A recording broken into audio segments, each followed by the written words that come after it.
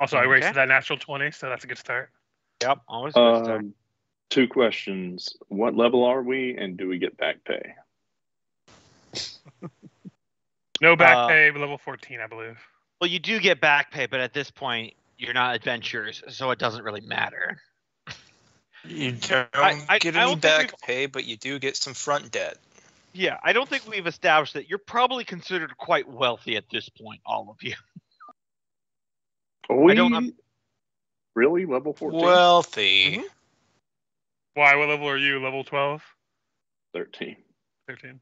Well, to be fair, we just have a last very session modest treasure leveled up. Oh, I'm sorry. Okay. No worries. Yeah. As I said, it was just last session, so. After the big fight, which is a good way to segue into recap. Who wants to do a recap? Okay, I'm trying to remember. So, see. So we finally got back, and am I blanking? I need a starting point. I know I bargained with the trade prince, whatever his name is, or whatever they called him. Gave him some of the anti-aging juice. As part of a bargain, learned that my brother is boinking the heir to the one family. Which one was it? The Grimpire. Grimpire. Yeah, married to the clan head. Yep. Like I said, boinking the clan head. Yep. Oh yeah. So while he was away, we were investigating the Neanderthal. What were the creatures down there? Troglodytes. That's the one. And they seemed pretty haggard and on the fleeing from something. But their path took them right through our territory. So we mounted a military defense and managed to repel them quite handily. With only a few groups that survived, that we might hunt down at our leisure, but we took very minimal casualties, fortunately, because we were able to take advantage of earthworks and military defenses. Trying to think of what else. Yeah, out of the 450 troops that you deployed in that battle, you suffered 7 casualties total. Mm-hmm. Which is pretty good numbers. Yeah. Especially since you were fighting 1,000 troglodytes. Mm-hmm. Every time we say troglodyte, it just makes me think we're insulting somebody. I know.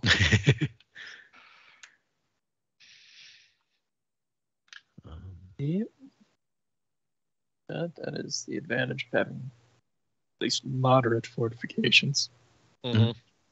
It's an army that isn't really geared to break any kind of fortification. Yeah, they were heavily relying on numbers. Fergus also secured trade routes with Corsiconia. Mm-hmm. The Cloud Giant issue still goes unresolved, as we're just kind of. I remember we talked a while of just what do we want to do about it, and just still not at a point of able to do anything. We need to find a non-insane wizard so we can just have them make teleportation circles, so we can just set up an outpost and just teleport right to it. But it takes like a year, so we would need a couple of them or a couple years. Again, non-crazy wizard. Or get very good at convincing your one crazy one. Yeah, that's a good idea. Let's keep him focused for 2 years and see if we can hold out. But yeah, I think that was the bulk of what happened. Yeah. A lot of the last session was the siege combat stuff. And people progressing certain things, like Thrum trying to build checkpoints in the tunnels. Taskell beginning court law reforms and getting that political pushback. Freya forging connections with other clans and academic groups to increase the power of the the College of Runeworks. I think I increased our military just a little bit. Mm-hmm.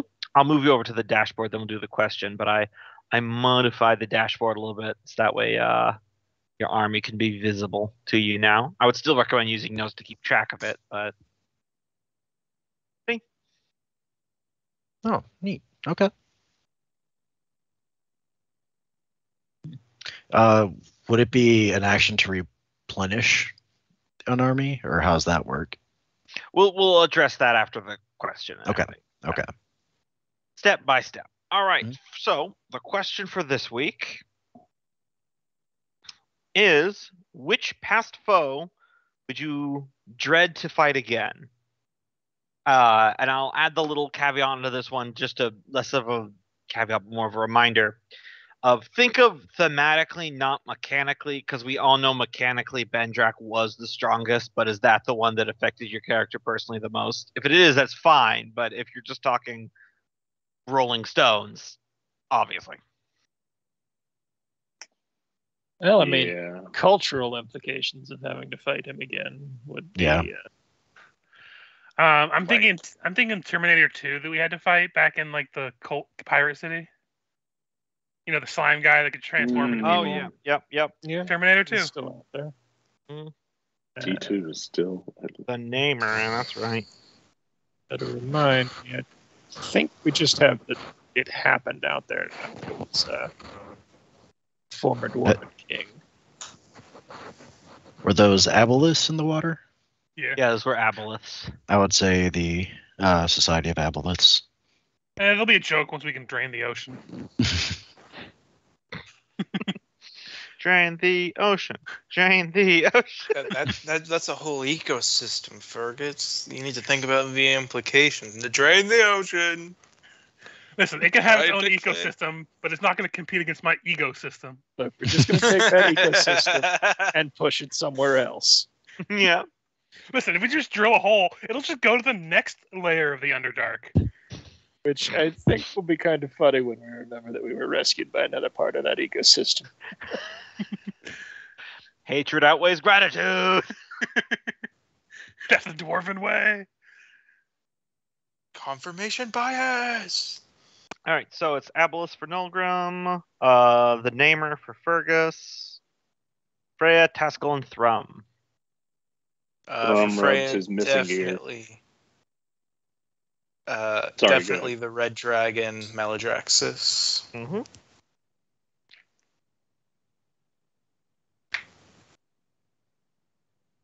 Thrum would rub his missing ear and remember that he died twice trying to fight Bendrak. And yeah.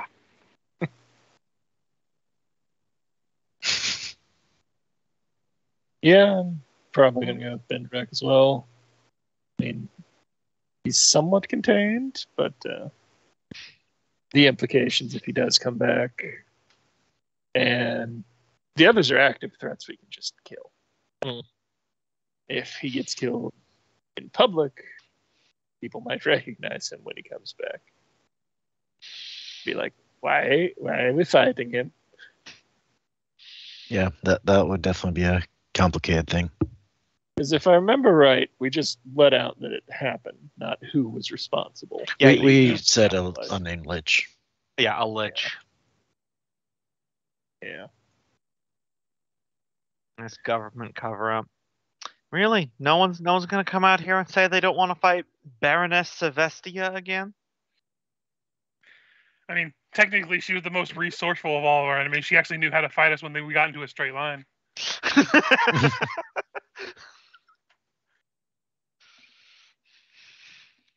God, that was so satisfying. Gotta be honest, I don't really remember Baroness Sylvester Stallone or whatever her name was. Okay, you remember book 1, how there was that keep filled with drow? She was the one in charge of that. Now I just want to fight a drow Sylvester Stallone, okay? Like, with it, protecting his queen, Adrian! Okay, so Richard, you could open up an AI generation program and get me some character art. I'll see what I can do. On it. Thank you.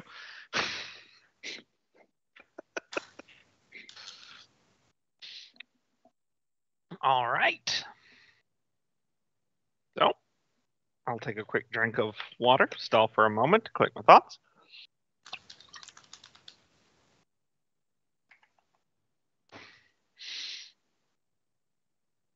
All right, so we will resume a few days after the battle at Port Everstein. The soldiers have pulled back for now. They are mainly picking through and removing the incredibly noxious troglodyte bodies. Thrum, as the hold warden, how do you busy yourself during this time? Caught me off guard.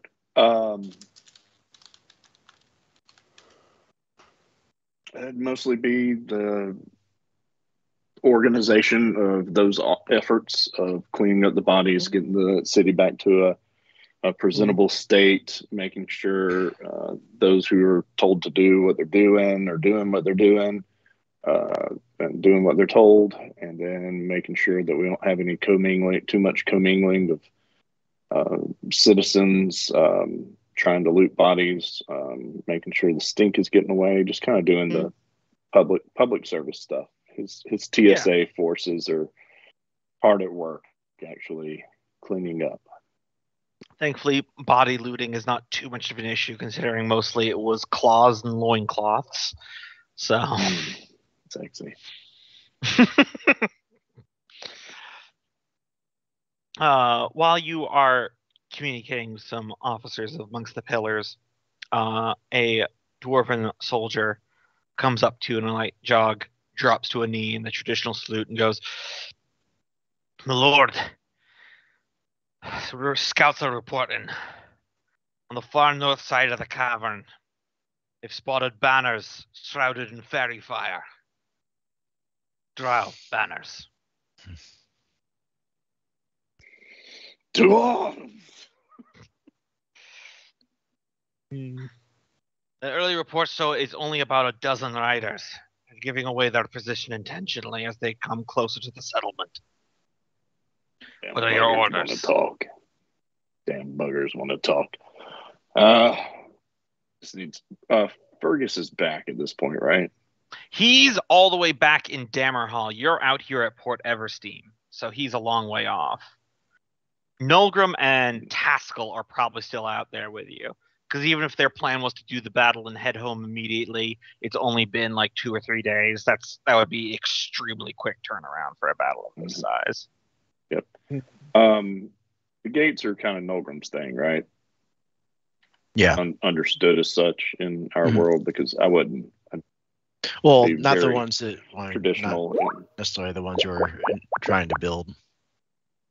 No, not my TSA checkpoints, but the external gates. Isn't that what they've shown up at? No. Our external gates are closer to the... So, as I understand it, let me get to the map. Yeah. So our gates are... Our southern gates right here, right?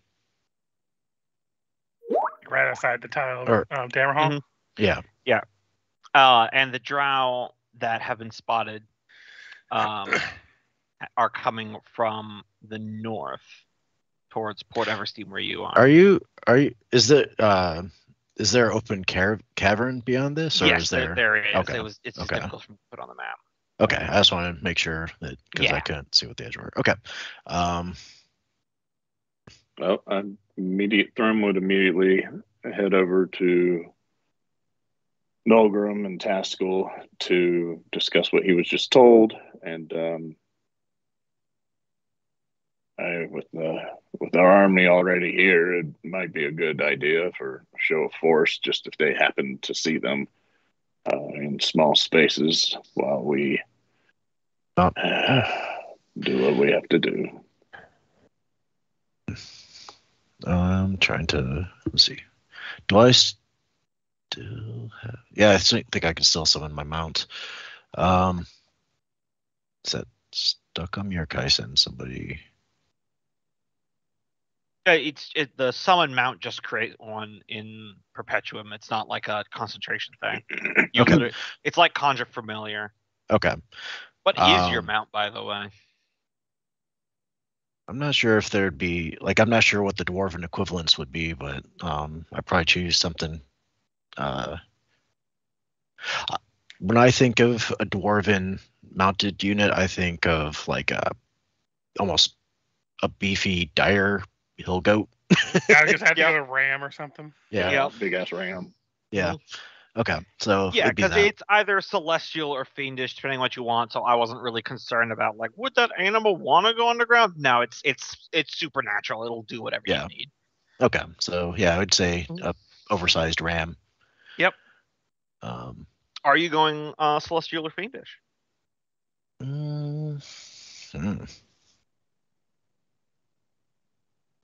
there a third option? Let me quickly check this. Fey. But I'm not sure what I think. I think I'm I'd sure go. no one would make fun of Nolgrim for having a Fey mount in the dwarven communities. I think I'd go celestial. Yeah. Yeah. Makes sense. I go celestial. Yeah, and order the military to just kind of stand at ready, but not to engage unless if engaged upon, and basically said, I'll be back with the king. And would immediately, hightail it out, since I know he has the axe that could teleport us both back instantly. Right. So are you wanting Thrum and Taskell to try to stall them? Because those banners are maybe 40 minutes out from the city if they're at a slow trot. And you're a couple days away from Dammerhall. Oh, days away. Oh, okay. Oh, Christ. I didn't know it was that far of a space. Yeah. Okay. Got work on their way to... For context, if you look down over here on this part of the map where my red arrow is, that is the Gaunt Sea where Dinport is located. Right. And it took you a couple days to sail across the Gaunt Sea, and you'll be... Now, granted, you do have a celestial mount, so it's full on like Shadowfax from Gandalf. It's tireless. It'll just keep going. Yeah. So that you could easily cut that distance and that time in half at a full gallop. But still. No, Grim, I think you need to stay here. You're the talky one. All right, fair enough. I think in his place, you're the best. You tell the lowest charisma guy in the party. Oh, I thought Nolgrim was like a charisma build. I'm charisma. Oh, are you? I thought you had like low charisma. No, he has low wisdom. Low wisdom. Yeah. Okay. Yeah. So if you cast charm person, you're fucked. But other although paladin, so that helps. Yeah. All right. He would send somebody else, probably one of his higher ranks in the military, on his deed if he can. I can't remember if this has to be within a certain range, and inform the king that we have a drow contingent approaching, potentially for diplomacy, but be ready. And then we'll be ready to not so much welcome, but to arrange for one of those kind of like how when two military forces meet, you have that like powwow in the middle, common ground. Can't remember what that's called, but parlay. he'd parlay. So he'd prepare for that. Mm-hmm. Yeah, and show signs that they intend to meet that parlay. To fortify these passages down here. Mm-hmm. Also, in case you're curious for future reference, Loki, I just looked at the Find Steed cell. It has no maximum range nor how long it lasts. So once you summon it, it's just there. Okay. Its only range is that if it's within 1 mile of you, you can communicate telepathically. Okay. So yeah, he just gives it the order to send this rider to the king immediately, and then prepares this. All right.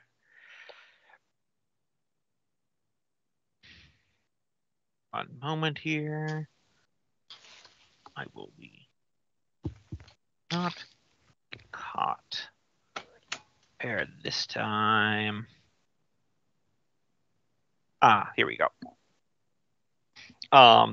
Moving out into the field, you are now able to clearly see the purpley pinkish glow of fairy fire that the drow have cast upon their banners as they advance. You've been in the Underdark long enough to know that no one intentionally puts a light source on something unless they want to be seen. Yeah. And so, do we have the means to do the same?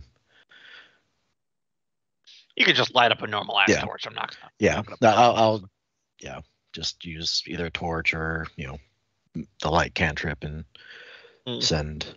Do we? And he looked at the others. Do we go meet them personally, or do we? I'm not sure how this goes. Absolutely, I want to hear if they offend us, so we can rip their heads off of their bodies. Is really anyone better suited to it here than us? Except perhaps the clan hold lead, but So, Nolgrim would take their contingent of Dammerguard and prepare to meet alongside his companions if they want to join. He would warn Thrum, go easy. I understand that this is a tenuous situation. We literally just got out of a fight. Yes. You can stay behind if you want. And Nolgrim will start venturing forward with his military and or the Dammerguard. It's not long for the illuminated glow of the fairy fire banner and the soft click-clacking of reptilian claws upon the stone. You catch sight of 12 drow riders, all mounted up. Behind them, they have riding? Giant lizards that are capable of supporting their weight. They're kind of like raptors, but they have more developed front limbs, so they can occasionally go to all fours to go up inclines. Just gonna show us up on their mounts, I guess. Jeez. Yeah, Jesus, you got a billy goat? Come on, Nolgrim.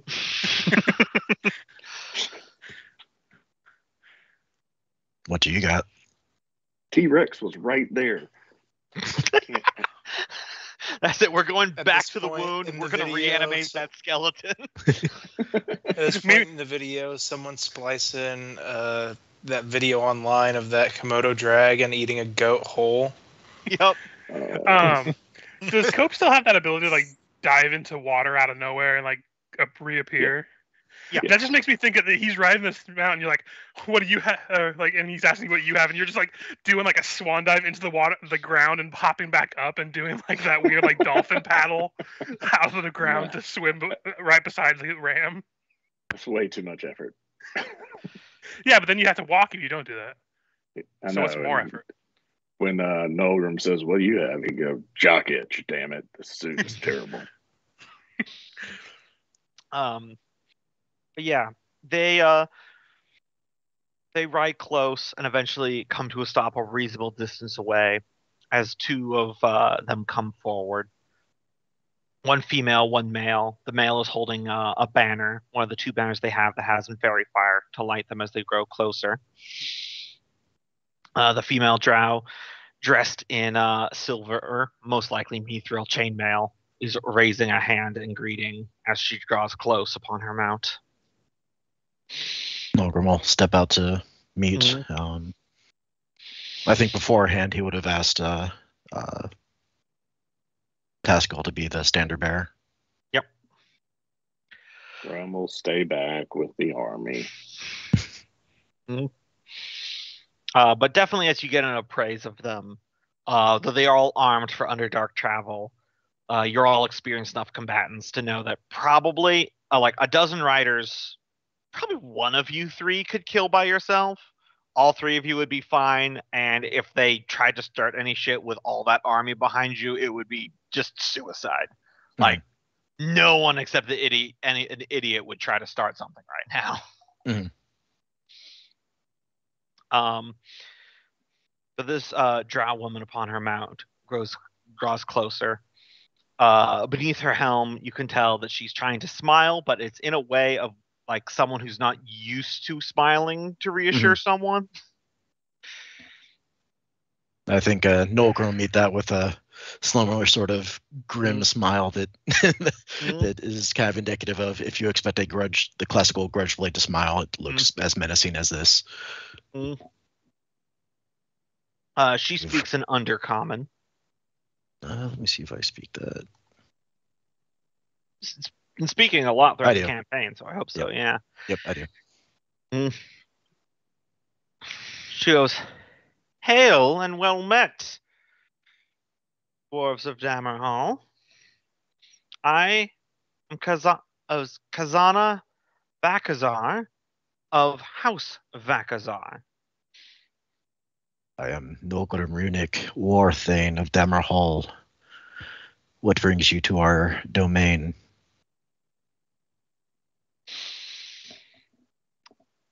We are in pursuit of runaway slaves.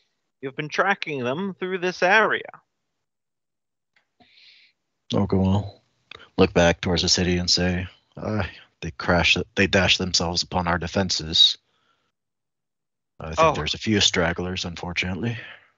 Not the troglodytes. I can smell them from here. Oh. What sort of slaves? Oh, no one that I'm sure you're concerned about. Kobolds, a few Derugar. None of your kinsmen, I assure you. You would not say. Anybody other than dwarves will stand out like a sore thumb down here. I have not seen any sign of your slaves thus far. And both me and my companions would have no reason to just disbelieve you. Then, with your leave, we would be passing through your territory and on our hunt. Going through this territory leads you closer to our home. So, I don't know if I could just grant that carte blanche. Are you acting on a militaristic capacity of your nation? We are merely agents of my fair noble house pursuing escaped and stolen property. Even though I have already said that there is no sign of such people coming through behind us. These caverns are vast, Orthane. It is not impossible that they merely circumvented, I know words, your fair city. You via more obscure side tunnels. The slavery class do tend to possess a base cunning, which can make them elusive at times. How big do you say their unit was? 12 total. 12 total? And then they have 2 additional lizards that just carry supplies. Okay. And probably what they'll hook the slaves to when they catch them.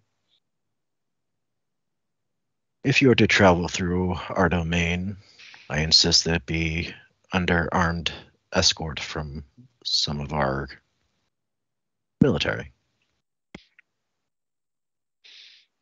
I mean no offense, Warthane, but we need to move quickly if we are to overtake the escapees. Though we would honor us with an escort, it would perhaps give them too much of an advantage in our pursuit. But at the same time, I feel like a group of drow bounty hunters would rub a lot of the locals the wrong way.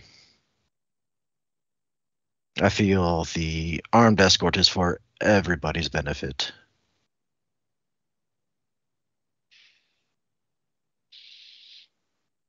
With all due respect, Master Warthane, the close-minded views of your own people are not entirely my concern. We are merely pursuing our legal right and property as housed underneath our own culture. And I respect that, but again, you are on Dammerhall territory, so I insist that we provide some aid to your hunt in the process. After all, just a little bit of help, I feel your escapees would stand a much harder time navigating these tunnels if we work together in this regard. I have scouts scouring the tunnels too. Oh. You would wish to aid my fair noble house in reacquainting our stolen property, then, not merely tail us while we do the work. There is a bargain to be made if you wish to participate in the hunt.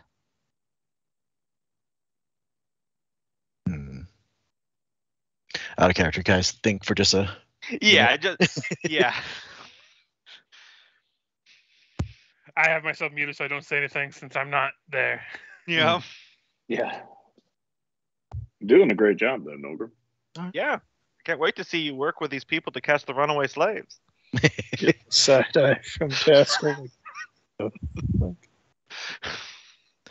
No, You better Griffin's be playing too much tricking Pal them. World. I just want that report to get back to Fergus.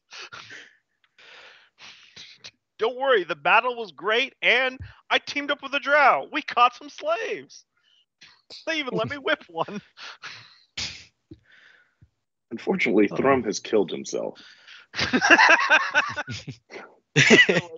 you're saying it's a win-win. He is committed seppuku, okay. no longer wants to be with the family. So Ogren will grin and shake his head, say, not quite to that degree. I merely wish to aid your navigation through these tunnels. The activities you do within them, as long as they don't affect me and my kin, I have less concern.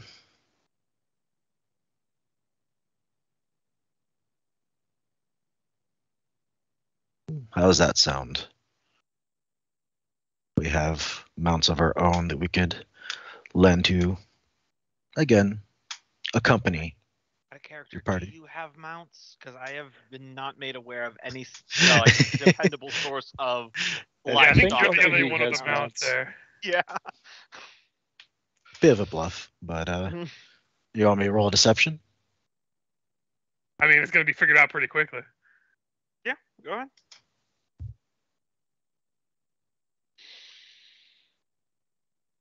Probably not going to be enough with that, too.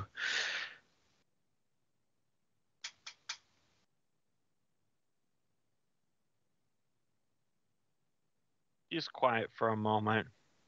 She considers.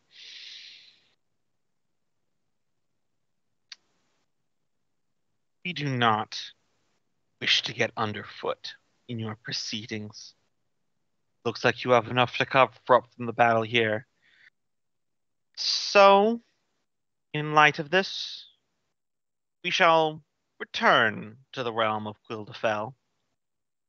Though if you do find a particularly nasty grouping of runaway slaves and brigands housed within your territory, my house would be most grateful if your kingdom was willing to provide the information on a location. Ogre will nod and say, we'll provide what aid we can. Nope, let me rephrase that. Out of character, I'm trying to think of the words. Strike that, reverse it. Yeah. I believe there's something like, fuck you, get out of my house. We will certainly keep a watchful eye for these escapees and these slaves.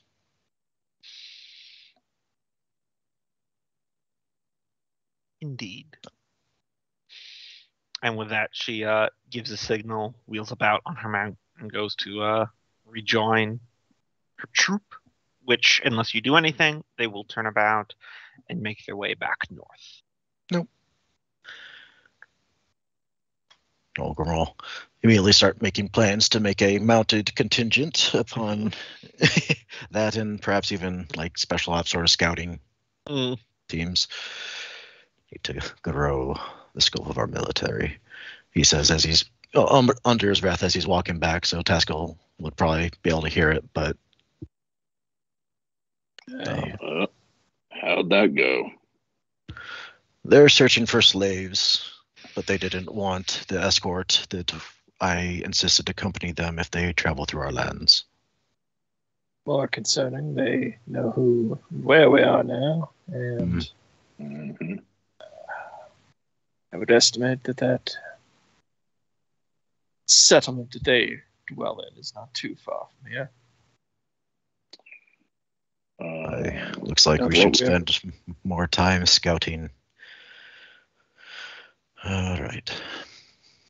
I don't think we ever actually visited it, or even if we heard about it, but there's a gate, the Drow emblem over there. Mm-hmm. And what was the family name again? Oh yeah, here I'll drop it in the chat with you. Okay.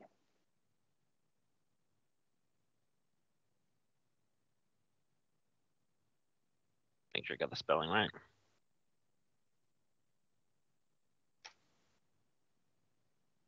Vakazar. Hey, that's how I spelled it. Wow. Yep. Kavana Vakazar of House.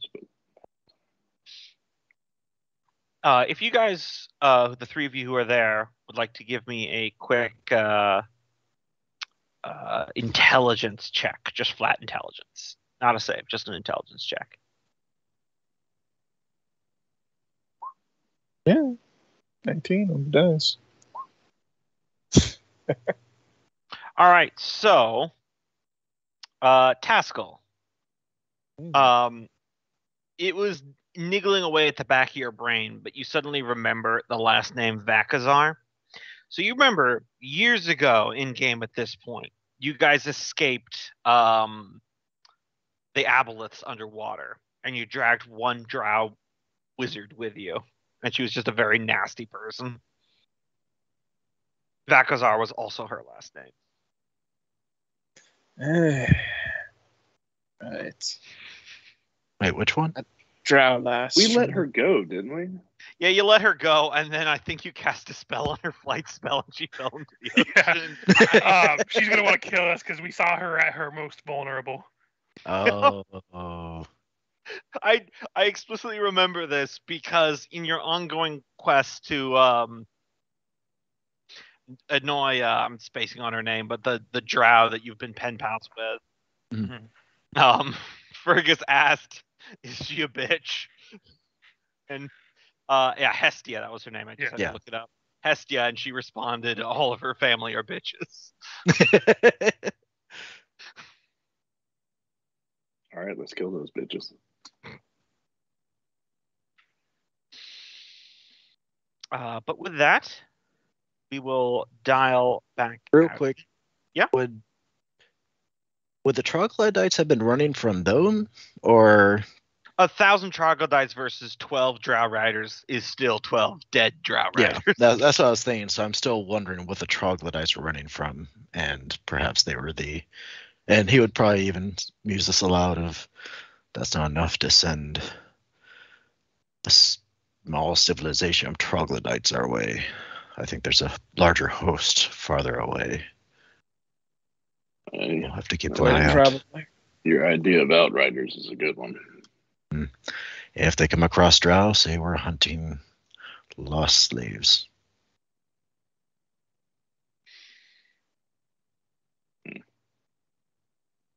Not that they're actually going to, but just to quell any potential further unease.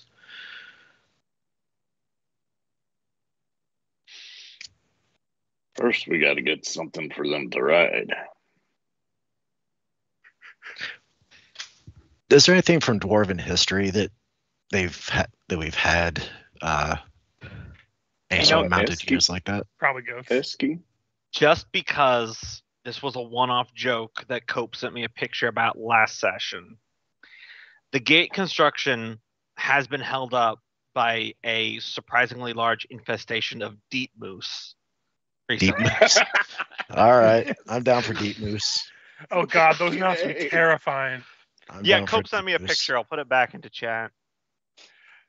I just picture like a dwarf riding a moose. That's like a toddler riding a full-grown horse. We can put 4 or 5 on each moose. Artillery units on the sides of the moose, and then the driver.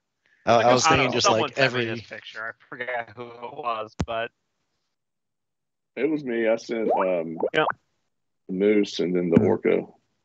Oh yeah, I'm down for that. If we could retcon that, I would like that to be my mount. No. Okay. That's a fiendish creature. I think you're sticking with the goat for now. I mean, I'm down to, if that's fiendish, I'm down to go for that because that does seem.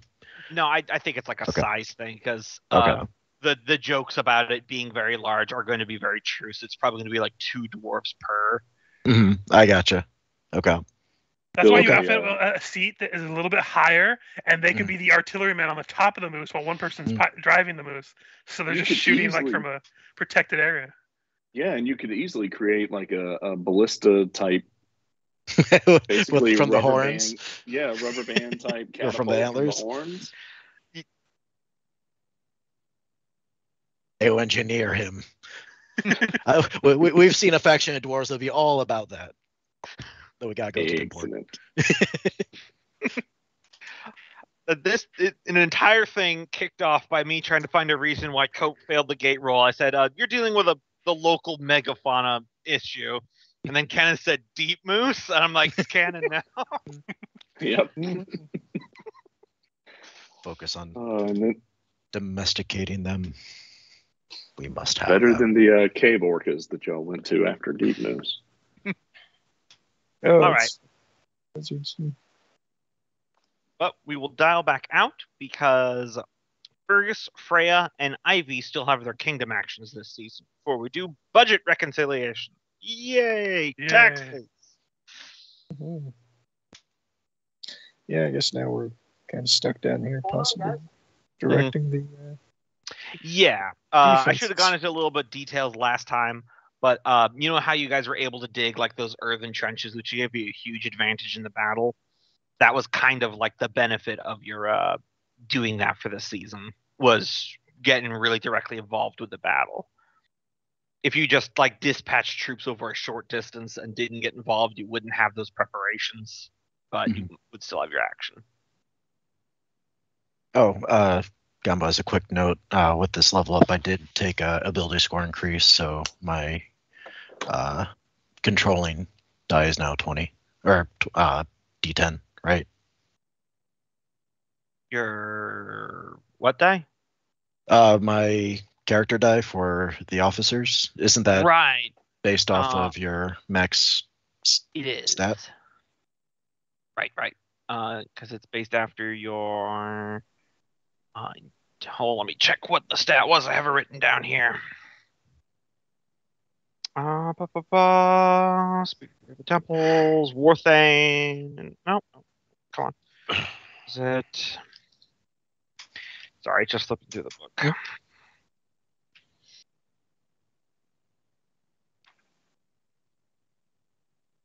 Yeah, it was intelligence or strength. Intelligence? I thought it was charisma. Okay. Oh, yeah, sorry. Yeah. I don't know, somewhere in here. Okay. If it's charisma, we can bump it if I want. I don't give that many shits. Okay. Damn it! Why is? Oh wait, here we go. No, I didn't. Warthane was the only one I didn't write it down for. Way to go, past me. Way to fumble the ball. So yeah, sure, we'll say charisma. I can see strength or charisma for that. Mm-hmm. Yeah, that totally tracks for a military leader. I think the only two that I had only a single attribute listed for, because everything had two, was Forge Thane and the High Priest. Just that, but that's only because I knew Frey had high intelligence and I knew Taskell had high wisdom. They were probably going to be doing those jobs. So, yeah. All right. But to the task at hand. Fergus, Freya, and Ivy, kingdom actions.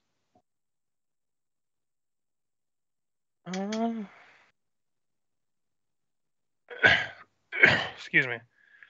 I know we wanted Ivy to do more of a deep dive into this cavern here, see if there's any like resources or anything else. Find out more information about it. Yeah, I think we'd still keep that. Yeah. No need to roll. Exploring the territory is just an action commitment. There's no need to roll for that. So we'll resolve your rolls first, and I'll give the results at the end. So Clan Grimpire's out, that's for sure. Not going to contact them. think I'll try to hit up the paladins again. All right. Just send out a missive. You up? Clan Helmengard. All right. Let's formulate that dice pool.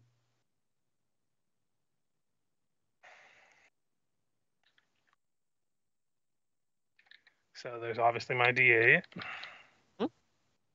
This would be influence. Yep.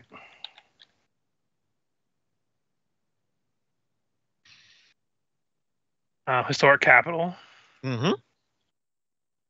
Very much so.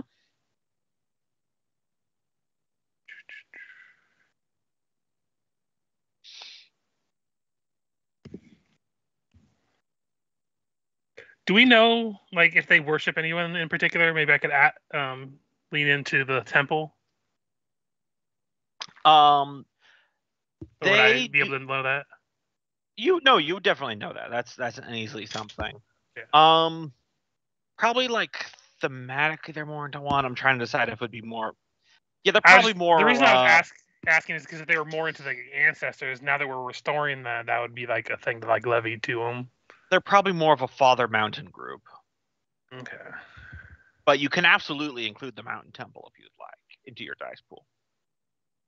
Yeah, basically they're trying to make like a religious center here again. So. Mm-hmm. I need a quick reminder. Is the green dot temporary or on the like? Oh, that's how many edition uses trade stockpile has. And the blue one is the amount of seasons I think it lasts. Correct. Okay, I gotcha. All right, I knew it was one of those two. I just can't remember which. Mm-hmm. Yeah, so the trade stockpile will last until you just burn it. Okay. So I think, and the human trade deal you can just use if it applies, but it's only for a certain number of seasons. Right, like it'll degrade after this season. Okay. So yeah, I'm gonna levy those ones. The Mountain Temple, Historic Capital, Influence, my die. All right. Let a rip. All right. So they're very slow and deliberate. Yep. So they're 2d10, and I'm also factoring in your current political stress. So I'll choose the two highest here, which I rolled quite low. So that's 8. And I got it at 11. 11. And then with a d6 kicker, which will take it down 2 steps. So d8, d6. All right. So you have not managed to get them to send an envoy, but you have brought the difficulty down from a d10 to a d6. Cool. Good progress.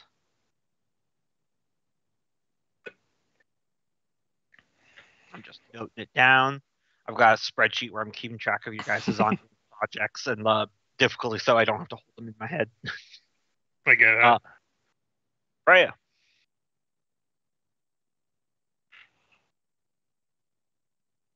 Michael? He is muted.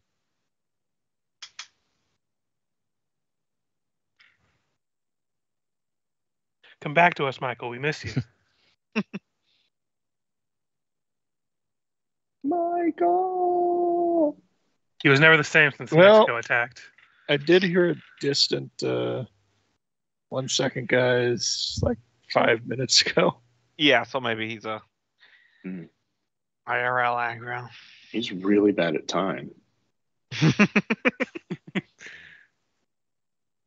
1 second is not a minute. Do you want someone else to go? Well, I don't think anyone else has any actions. Yeah, everyone else is committed. Because you guys participated in a war. Mm-hmm. You did a fighty fight, and then you got the cool scene with the drow. Yeah, we did.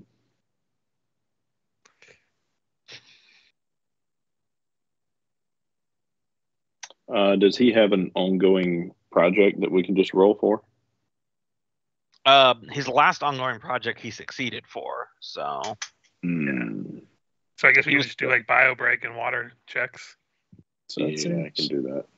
Okay. I'm gonna go refill my water then. GG time.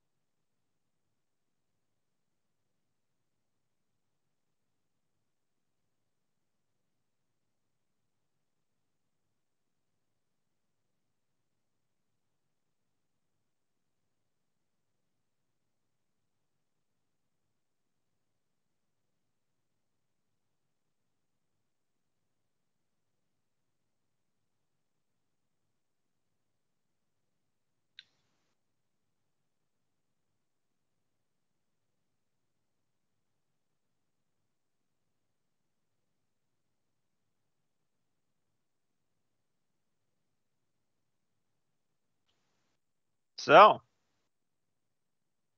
how about that sky? Am I right? Mm-hmm. Being all up there. Yep. I'm back.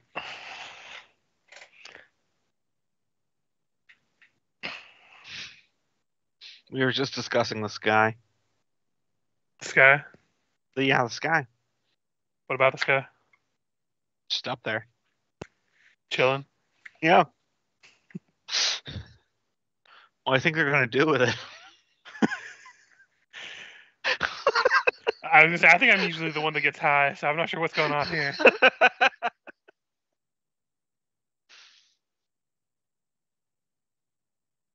No, I dread the day they figure out how to put billboards in low orbit. We can see it in the sky.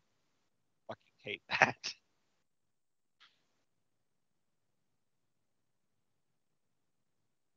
Could you imagine going out camping and you look up through the tree canopy of trees and you just see an Allstate ad drifting through the I think we're getting further and further towards the point where, again, mentioning Futurama again, where they advertise through people's dreams. If that's going to eventually happen one day, and I will not be surprised. But not even your fucking dreams are safe.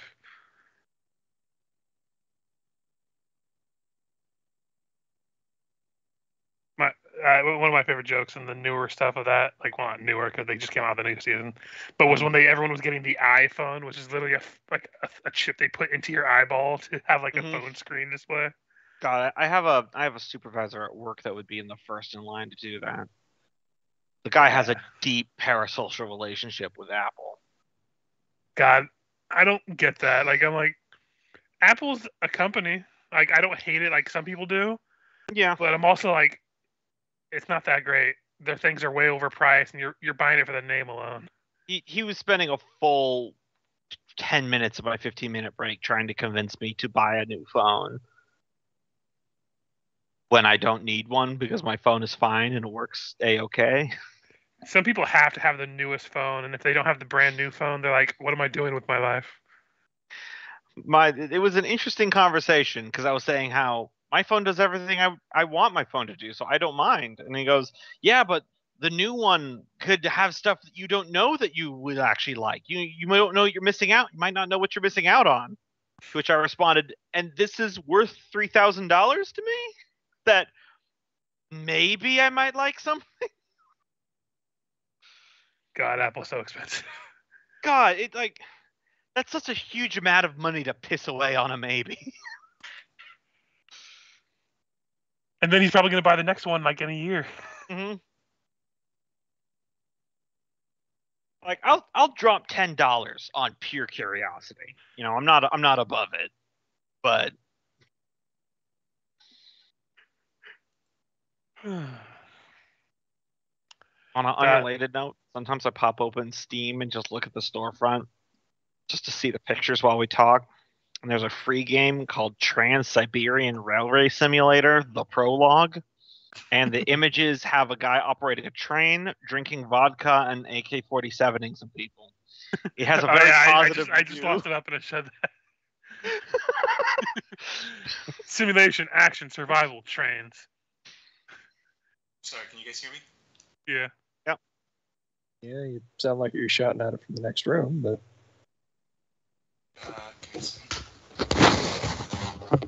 And then underneath that, there's 100 capitalist cats.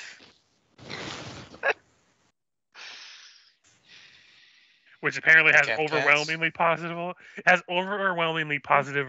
reviews. It's called 100 Capitalist Cats. It's a puzzle hidden object game.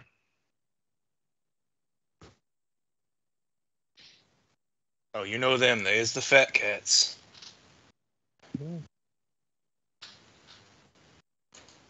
Oh yeah, that's right. There's another free game, and then we'll get back to it. It's called Nothing.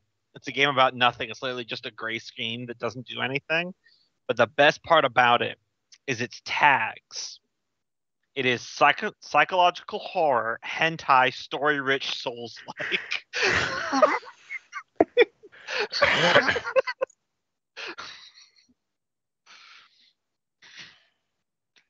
just one of those games that some people occasionally put on there to showcase that Steam does very little curation.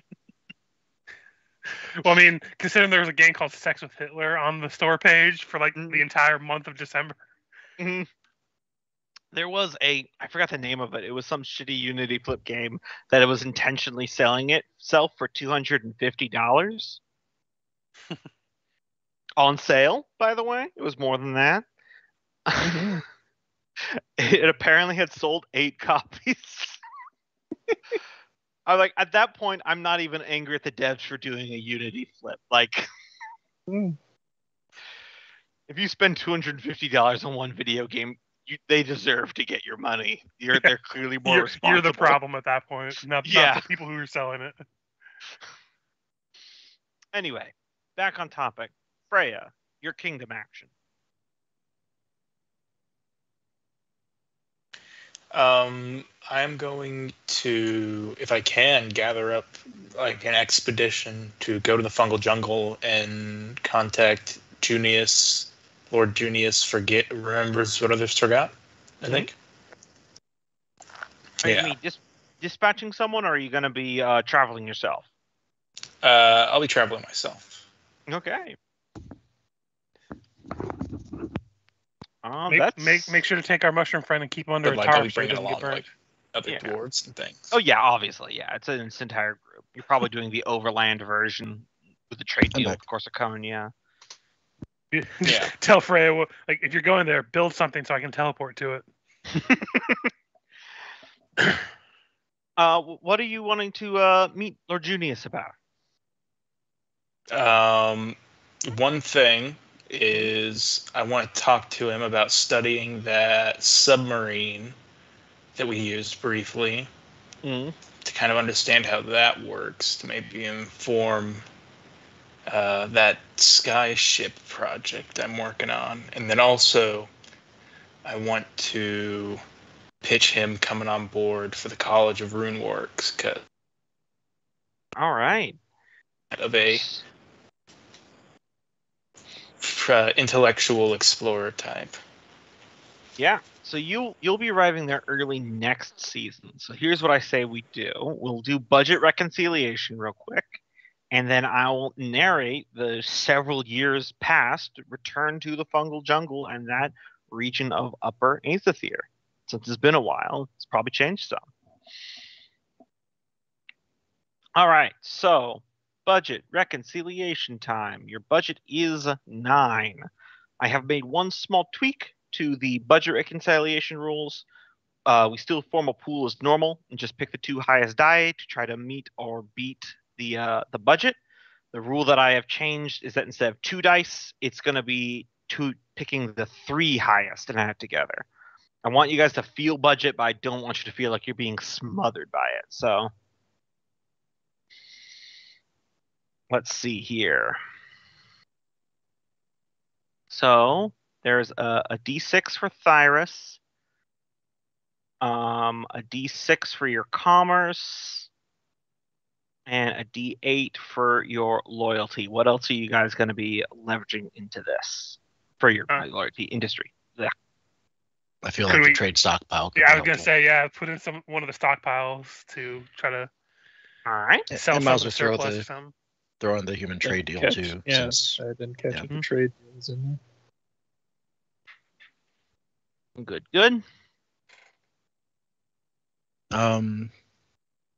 What was? Could we also use the Adventurers Guild? Because aren't we getting money from that technically? I think last time we rolled a like 50-50 or something like that. Yeah, rolled a 50-50 to see if it's profitable that year. Profitable. Yeah, so just roll a singular D6, and if it is 4 or higher, it's profitable. If it's 3 or lower, it's not.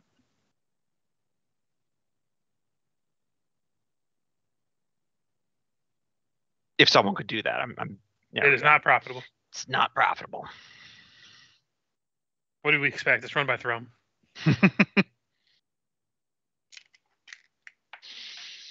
All right, I have a bounty on drow ears. I'm a great businessman. We're gonna need more rocks in that corner. If anyone can bring me the tooth of the porca, they win. So someone else rolling this, or are you rolling this? I've been stock. I have the it typed out, so Okay, I just want to make sure all the assets and everything that you guys want to use. So I think stockpile, trade deal, and then his guy, and then obviously probably commerce. Yeah, it's commerce and industry are both used. Okay. So I think that's good. With double sixes, you managed to reconcile the budget of 9, and you do not, or double sixes plus a 3. You're good. You no stresses go up. Yay. All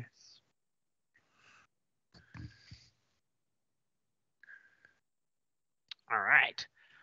So was fighting the battle our action for the season? Preparing for the battle was. Okay. That's how you got all the trenches and everything like that. Gotcha. Yeah, think of how the battle wouldn't have gone if they weren't gunked up in that difficult terrain as you were stabbing into them. That's the benefit of your presence. Yeah, for sure. All right. So, everyone think about the actions that you want to do as I narrate Freya's return to Upper Aether, where this adventure began. Before you do that, did she ever find anything in this cave before we go too far and forget about it? Oh, yeah. Sorry about that. I was marking it. The cavern itself has no, especially large resource stockpiles. However, those 2 blue lines are tunnels exiting the cave from those locations. Gotcha.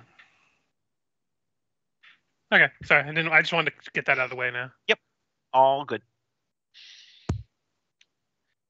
Thanks for keeping me honest there.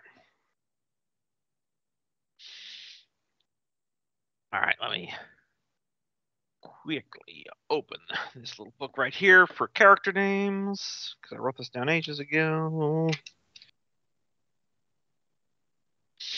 Here we go. So yes, Freya, you journey with Miku and a small convoy of dwarven warriors and scholars overland through the kingdom of Corsiconia, hugging the sides of the mountain, where you do eventually reach the tunnel entrance where your adventure began.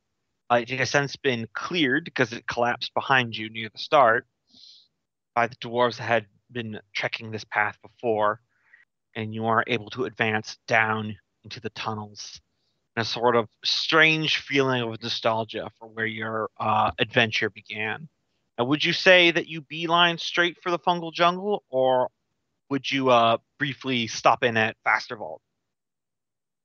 Yeah, I'd stop in at Faster Vault, see what's going on down there since we last left them. Mm-hmm. Take a piss in that quarry. Once for old time's sake. You do visit Faster Vault. The town has not changed a whole lot. No, the Deep Gnomes seem to share the dwarven propensity for making change very slowly. But the main thing you do notice is finely crafted marble stonework walls and gates in the tunnels.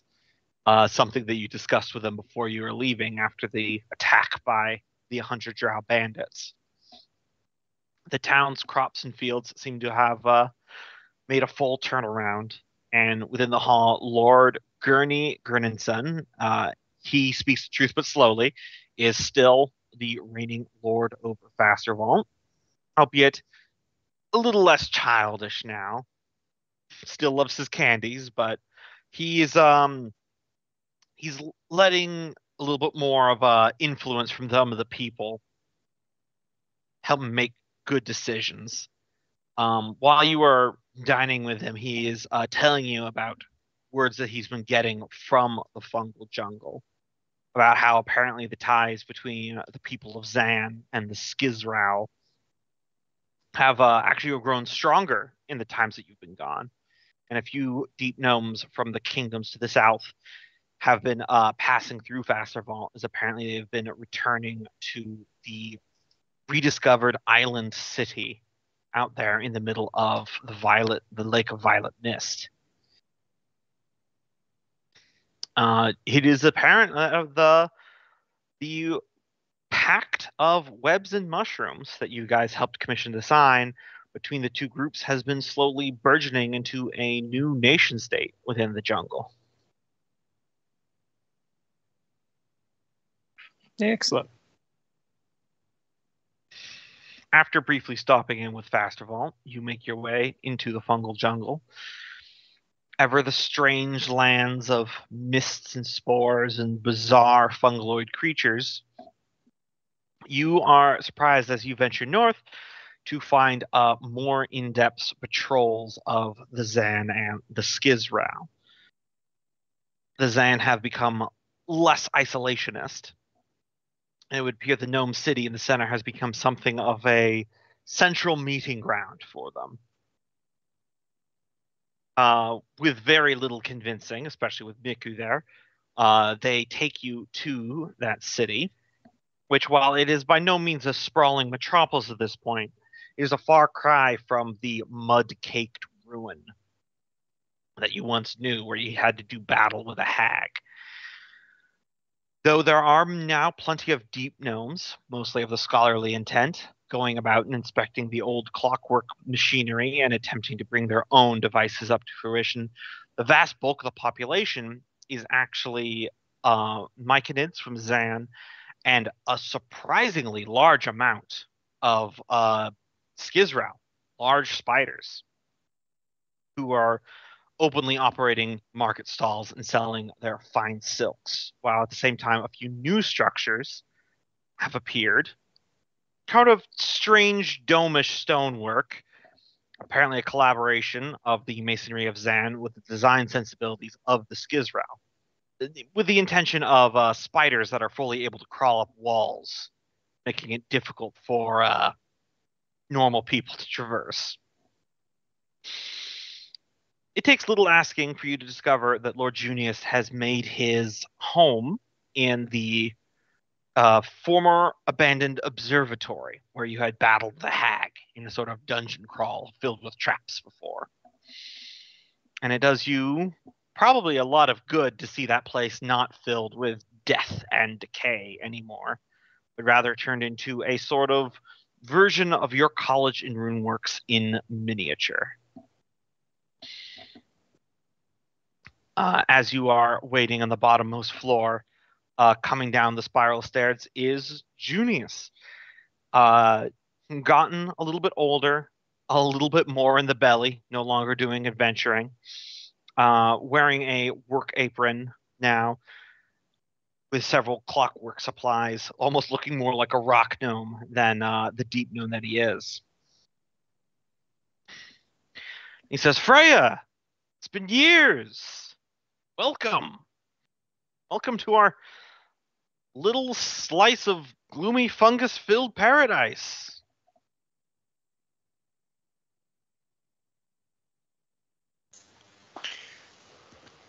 And this is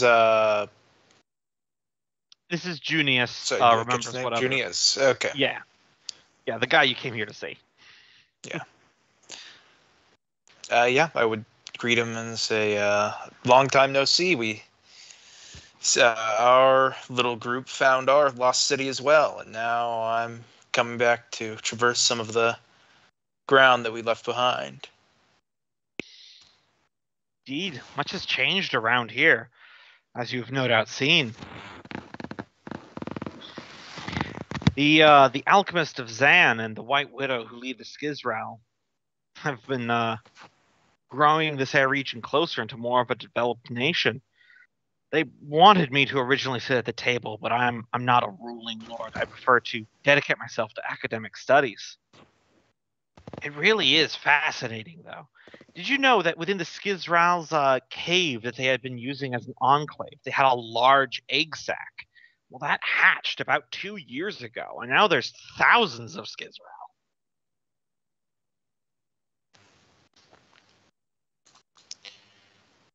And that's a good thing? Well, they only numbered in a few hundred before. Their population was in decline, almost a race that would go extinct. But now, with teaming up with the Myconids, they're turning the fungal jungle around. Interesting. If I recall, the first one of the first things that happened on our adventure was, didn't we rescue people from getting eaten by a couple of those things? Yeah, bandits. But you guys brokered the peace between the Zan and the Skizral. Yeah. But yeah, very much it's like, guess what? There's more giant spiders. Oh, cool. You mean we're how close to extinction? Oh, that makes you think, doesn't it? Dude, we need a unit of giant spider riders.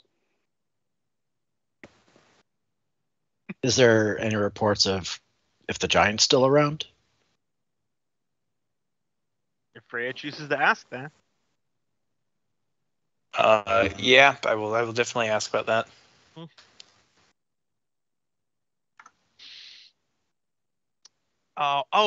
The Gibble Stomp, I think some people called it. No, it kind of slipped my mind after the expedition, but I imagine so. Recent patrols by the Zan and the Skizra has been pushing farther into the southern jungle, as that's mainly been its domain. I could ask around for you if you're really interested, but I just don't know off the top of my head. But come to the workshop here. We've been fixing it up. I have a few things you might find interesting. We've been researching the Night-Eye formula, which Fergus hasn't done anything with that, has he? That's the telescope? Yeah, it's the telescope. I don't think he has, right? Not yet. Richard keeps threatening it. Oh, sorry, I was muted. I think this is the first time that anyone, this would actually probably be news to Freya, wouldn't it? Because I don't think I told anyone but him that I had the information. Yep. Yeah, in that case, we would kind of express surprise at that, and then say Fergus didn't tell us about that. I assumed you knew. After the reclaiming of the city, Kia had apparently found the original journals containing the alchemical formula for treating glass to extend dark vision. Taking the Night-Eye telescope as you did was completely fine for the service you did for us, but Fergus informed me that in his own journal he made a copy of the formula. He was very vague on why. I think it was like a leverage thing.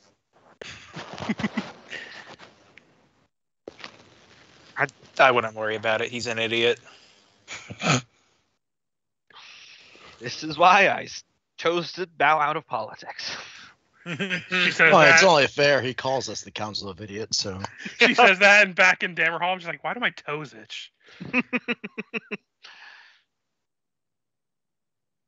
Just cut right back to Dammerhall. Meeting of the Council of Idiots. Yep. I call, and then the only one that shows up is the merchant guy because no one's come back from war and you're out of town. Guess I'm the idiot today. Servants, throw me a pity party. Claps. But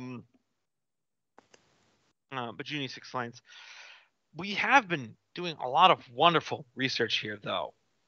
And the old technology that the rock gnomes who built the city of tapping into latent elemental power within gemstones. And it's how that old submersible that you guys found, the Underblad, functioned, if you remember. Yes, I've actually... That's part of the reason why to study some of that technology we saw. Well, I'd be happy to show you some of it.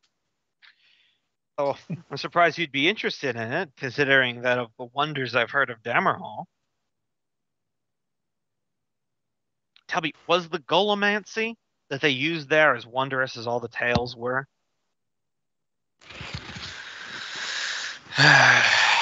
It wasn't all it was chopped up to be. That's disappointing. Whatever took it did a lot of damage, perhaps? Yeah, you could say that. You do have to tell me the story of what actually happened in Dammerhall at some point. Let's work on some point before I die. That type of time scale. All right. I'm just going to power through that. Anyway.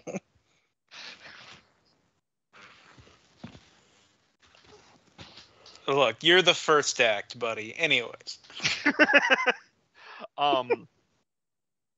But he takes you and he starts showing you some of the gem-based technology they have. You are briefly reminded of the cult of the Black Iron back in Dinport, who they had these muskets that could shatter gems to do elemental attacks. Mm-hmm.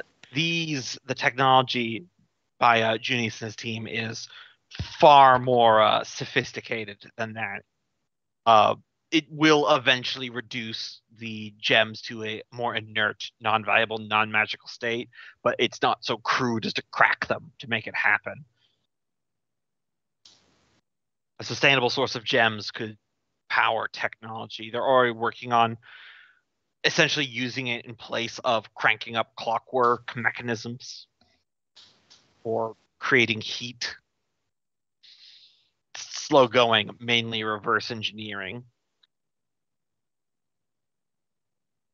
Maybe I could help in speeding up the process. I mean, I have some interest in this technology as well.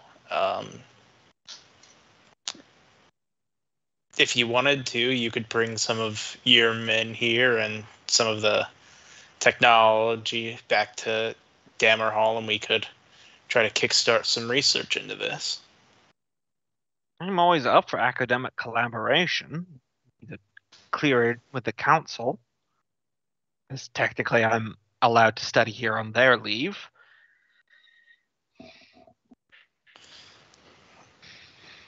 But is there any particular project, or are we just exploring possibilities? You always struck me as results oriented, Freya.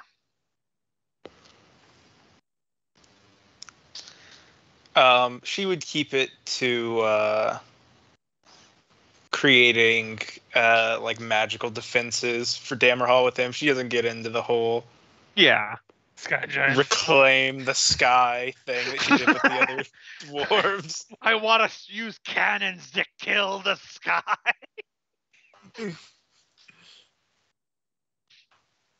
Look, you got different approaches for different folks, okay? Mm-hmm. I don't think this guy wants to become a war scientist for a country he doesn't.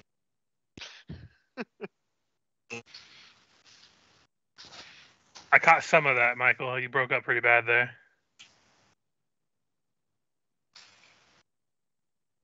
Oh, I just said I'm just using a different approach, and that he probably doesn't want to be a fucking chief war scientist for a country that he doesn't have any loyalty to.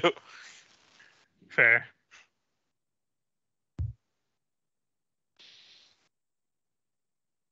Yeah. Then pledge loyalty, motherfucker.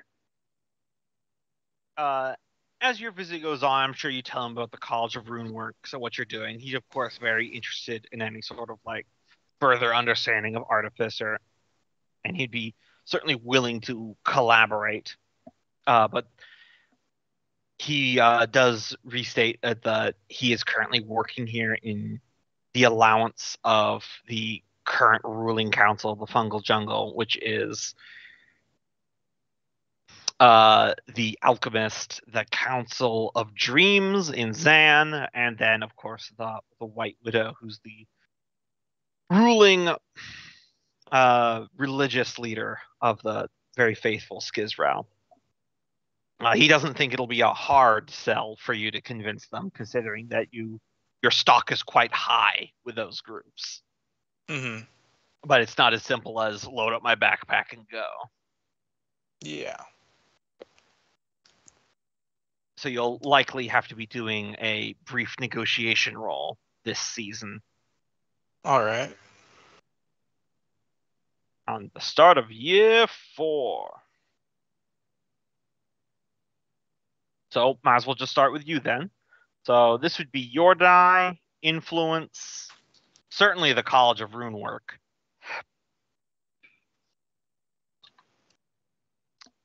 And then anything else you think might be relevant. If you could throw in some ideas too. Could you use the Heart of the Mountain maybe because it's used to help with the crafting of things maybe? Yeah, just telling them about that. Yeah. I was just thinking that could be like if you're going with the college, that's heavily helpful for it. All right. Or I guess the forge. What is this? A D10? That's my die. Yep, it's a D10 and then a D6 for influence. 1D. We got 1D8 from the College of Runeworks, and then Heart of the Mountain. It's another D10. Mm-hmm.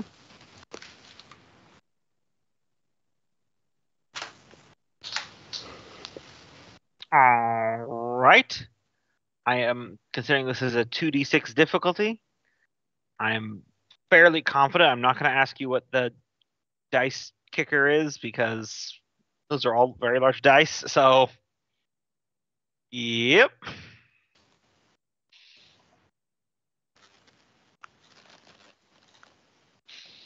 Yeah. So, you have negotiated for an academic collaboration between the new Fungal Jungle Alliance and the Kingdom of Dammerhall. Junius and some of his team will journey with you back to the College of Runeworks to share the fundamentals of gem tech.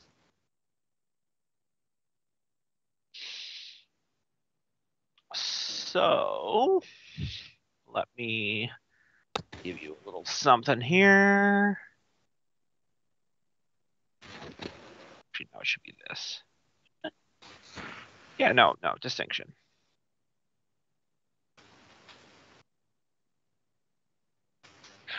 Clan Shelbrew has doubled in size. All the deep gnome just really took the Clan Shale Brew.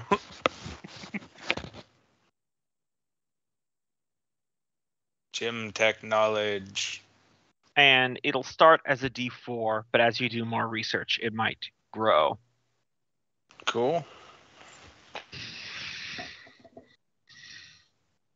Yeah, I was debating about making an asset, but then I determined that even if relations with the Jungle Alliance goes down the tubes, it's not like you're going to be like, well, this academic knowledge is useless, and then burn it.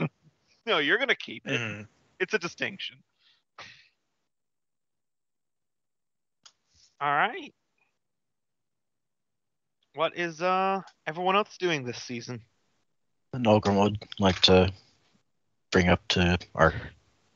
Are we still with Council of Idiots? Yep, still the Council of Idiots. And you would have probably... No one's given me a better name, and Fergus just doesn't feel inclined to change it right now. And you guys will have all gotten back to Dammerhall by now, except for Freya, who's afield. In light of the recent military action and the interaction with the Drow, I feel like we need to expand the military academy to include stables for heavy and scout mounted units. Yeah, we might also want to try and figure out how to increase our might dice, which maybe that is related. But... I believe Gumbo said that we usually get might by claiming territory, right? Or taking over territory? Yeah. Claiming territory and certain narrative events will boost it too. So, but I know it'll impact the budget to some degree, but any opposition to me investing a bit more into the military academy for this mounted division? I mean, you can't avoid military expenditures, so I imagine it's fine. What else would we spend on? Let's do it. provided things go well on Freya's side, and hopefully I can get over there soon, because I want to try to establish a alliance with the Deep Gnomes and any people around there, even if it's a small group. Just try to build our base other than just the dwarven clans. Because and this would be the point where I tell you all about how my brother married into Clan Grimpire, the Undead Hunters. And I have a feeling that's going to become a problem sooner rather than later. Someone popping on their microphone? I heard it, but I wasn't sure who it was That could have been me. I've got a dog running around. Okay. Was that you grinding your teeth? Your best friend? Well, that was me shooting BBs at it. I'm contacting the Helman Guard, which are they they're paladins mostly, I think, but I don't know. I only know the cursory information of all of them. Do you say Freya's back at this point? No, she's still away. Okay. After that, we should probably see about expanding our influence outside of some dwarven society, but there's also the Clan Highcliff, which are they're from old money traditionalists. They've had the most kings of any clan, so I feel like I should probably try to get them on my side before my brother tried to ally with them. But Helmengar seems to be the best bet at the moment. So I have a feeling we're going to be having some civil discourse here in the next few years. Which one was Helmengard?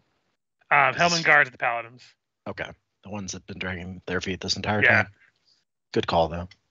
They're famous. It's less of their dragging their feet. It's just they're famous for taking forever to come to it.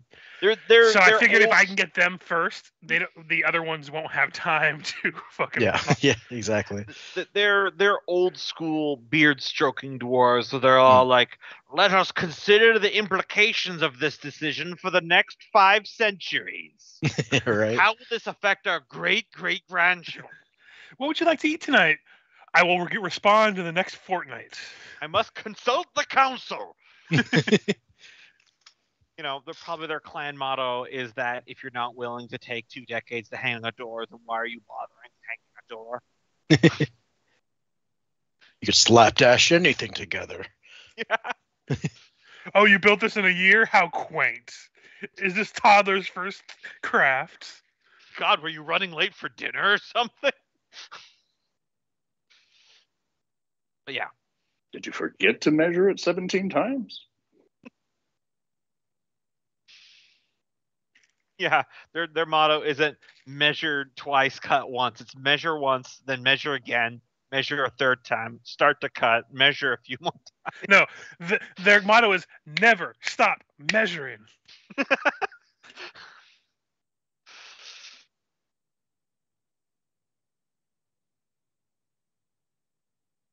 Design a modern day yard tape and just watch them lose their minds. Don't cut until the measurements have withered so much they've changed. Their war chant, "You can't measure up." All right, but seriously though, what are people doing for their actions? I'm going to do the same thing I did last season and try to get these people on our side. So I already have that brought up to roll. So hit it. All right. That's a lot of 5s. Probably the D8 ticker. And you succeed. Oh, wait, hold on. I forgot the political stress. Let me roll one more D6. I tied. Tie, so it'll go to you in this regard. So what that'll mean is that it just goes down to a D4 rather than a D6 now. True to form, they're making you work for it. Meanwhile, Fargus like, oh my fucking god, I hate these people already.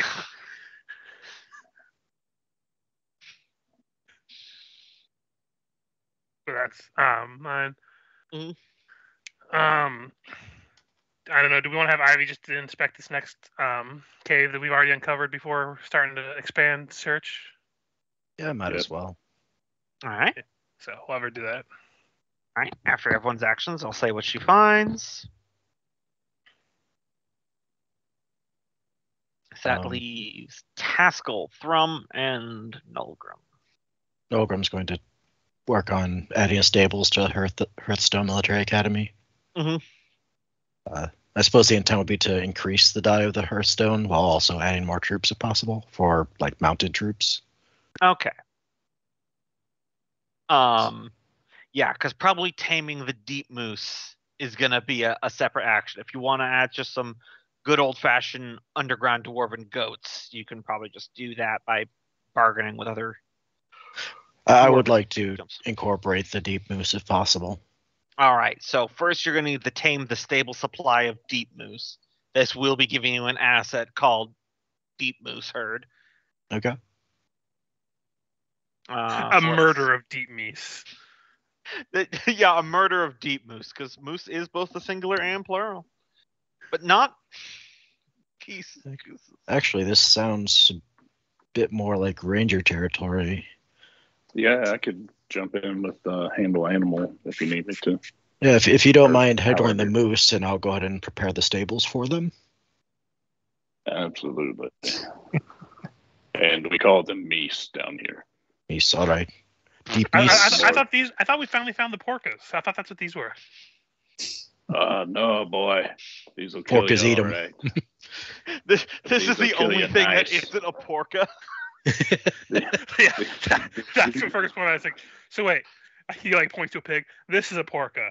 Points to some random creature on the wall. That's a porca. But for some reason, points at a moose that's attacking some random passerby. That is not. See, moose, boy, you're starting to learn the Underdark. How old are you? I need to keep a track of how long I'm gonna have to deal with this. Forever. I'm from Pangea.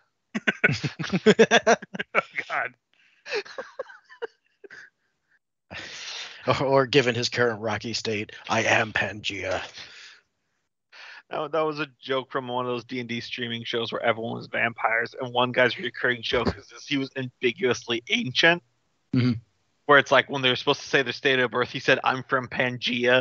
And they're like, "How old are you?" And he's like, "I remember when fire was new." I can see someone doing that as a plan as a Nosferatu. Yeah, back in my day, we didn't have cars. We just kind of rolled down hills. All right. So, increasing the die of the Hearthstone Academy is 100% possible. However, this will result in an increase in the budget. How much? Depends by how much you're wanting to go up to. I was thinking just a D8. From a D6 to a D8. Yeah, so that will result in an additional budget increase of 2. Is that good with everybody? Sure. All right. Yep. So what you'll do is this will definitely be your dice. This will definitely be industry. All right. It's going to be a 2d8 difficulty because this is like a large scale reconstruction, trainers, adding more stuff. Obviously, just having stables to house mounts is not an action, but you're wanting to incorporate it into curriculum and military academy training. Yeah, absolutely. All right. So we've got me. We've got industry. Could I use the dwarven population, kind of riding that wave of, we were just victorious and try to rave that popularity boom? I would say not necessarily that, because that's a different asset thing that I mean, you could probably do your own Hearthstone Military Academy die. Yeah, definitely could utilize that. Could you utilize the? I don't know. Would it be built near the Undergate? Could you utilize that? I don't know. I'm just throwing. He could use trade stockpile definitely, because that's just resources. I don't know if I want to use that at this point. Yeah, save that for now. If you can think of anything convincing, you could loop in some of the clans that you have. Mm-hmm. Sorry, I was holding back a burp there. Except I believe Richard still has a cheat sheet on what each one specializes in. Shale Brew are known for masons, miners, Embermanes, scholars, runesmiths, forgesworn, or warmongers. That might be a thing. They might have. And it does kind of go into military tactics to some degree because, like you said, it's not just the construction, but it's also the training. Yep.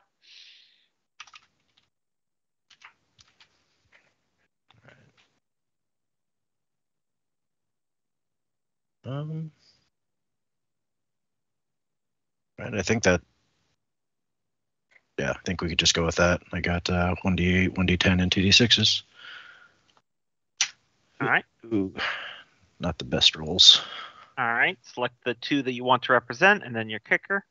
We'll go with 5 and 4, and then the d10 kicker. All right. Tie. Tie. All right. So it goes down to 2d6. Okay. Progress, just not as fast as you would like. Mm. It's taking a lot of. Not only are you having to zone out the space for the construction, looping in Clan Forgesworn has brought in not like a problem, but more like annoyances in that they're war artificers, so they always think about everything from the standpoint of artificers. There's a lot of pitches on incredibly expensive golem mounts. And it's one of those things where it's a cool idea, but to fulfill it, it requires you to do like 80 other things that are also time consuming and expensive. So you're needing to like lots of meetings talking people down. All right. That'll be phase 75. Let's focus on phase 2 now. and then it's even worse because you're like, this would be a great thing to discuss was the Forge thing. She's out of town this month. Shit. Right. Somewhere within the bowels of the industry of Dammerhall, there is a office door that has a mail slot and just letters keep falling through onto a pile. All right. Thrum and Taskell.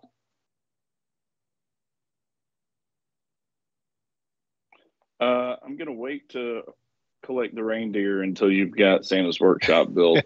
So, well, no, I mean, could he still start gathering, or does the he could start gathering to maintain the population. I feel like it's more important to get some walls set up first.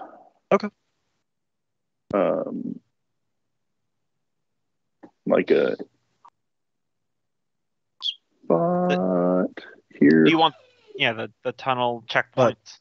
But wasn't one of the problems of constructing the walls the meese? Well, that was just the joke. I know. Roll, but... Well, maybe it's a double whammy. Maybe I'm getting meese and get the checkpoints established. But I'd focus on this checkpoint the most. Okay. Yeah. We discussed at length before. These are mainly for like detecting oncoming stuff and keeping track of movement within the territory. They're not full on like dug in entrenched fortresses housing hundreds of men. So the idea of this being that you can get multiple done if you succeed the check. Okay. Yeah, more of an outpost. Yeah, exactly. Yeah. Yep. But we definitely need some on our perimeter. I can't remember what I used last time. Obviously myself. What do you think? Dwarf population? Yeah, dwarf population for tunnel crafting would definitely be the thing. Industry.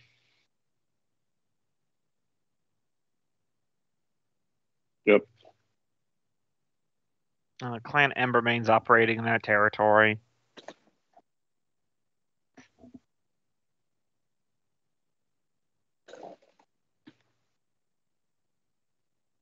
So can use Clan Embermane? Mm-hmm. Okay. Then so this... I guess obviously the pillars would be helping. Yeah. All right. All right, so this is going to be a 2d8 plus a d4 for population stress. So pick the 2 dice you want to use, and then your kicker, which I imagine is just going to be the 5 and the 8, and then 4, which is all right. So 13 Oh yeah, you definitely succeed. I rolled a 6 there. And it's a 8. All right. So all those little places on the map where you have little white lines, you'll now have your checkpoints established. However, this is going to increase the budget by 1 to maintain these. As you expand, that budget will increase.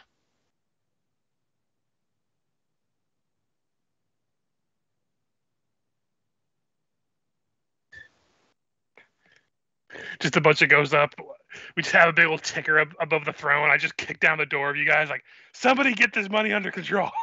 I just slam the door again.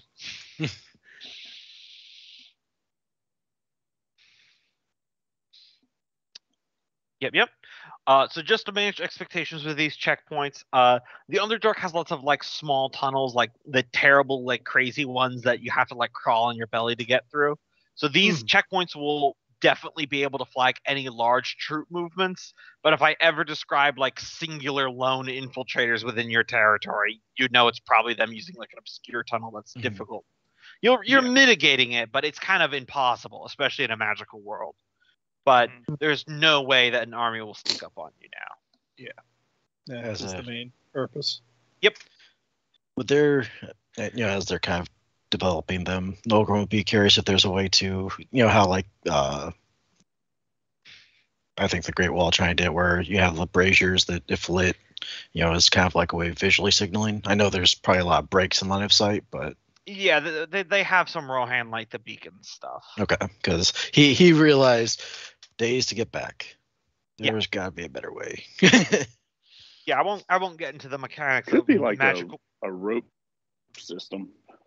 Yeah, there's probably some magically lighting braziers mounted in the tunnels. That's part of what the upkeep cost is.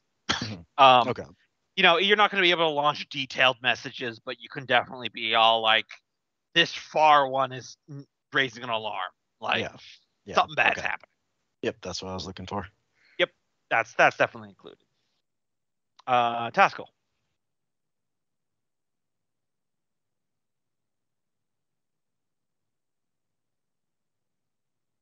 Well, I'm torn between scouting, because I kind of feel like we should expand our territory now that we know we're that close to something.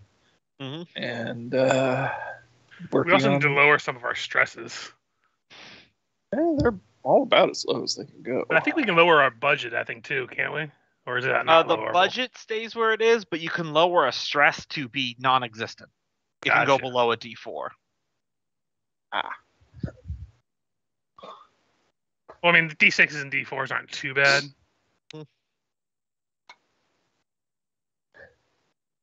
How do we go about lowering our budget anyway? Is there like options of being able to do that? Nope. It's just you need to keep acquiring resources and trade deals so that you roll enough dice to...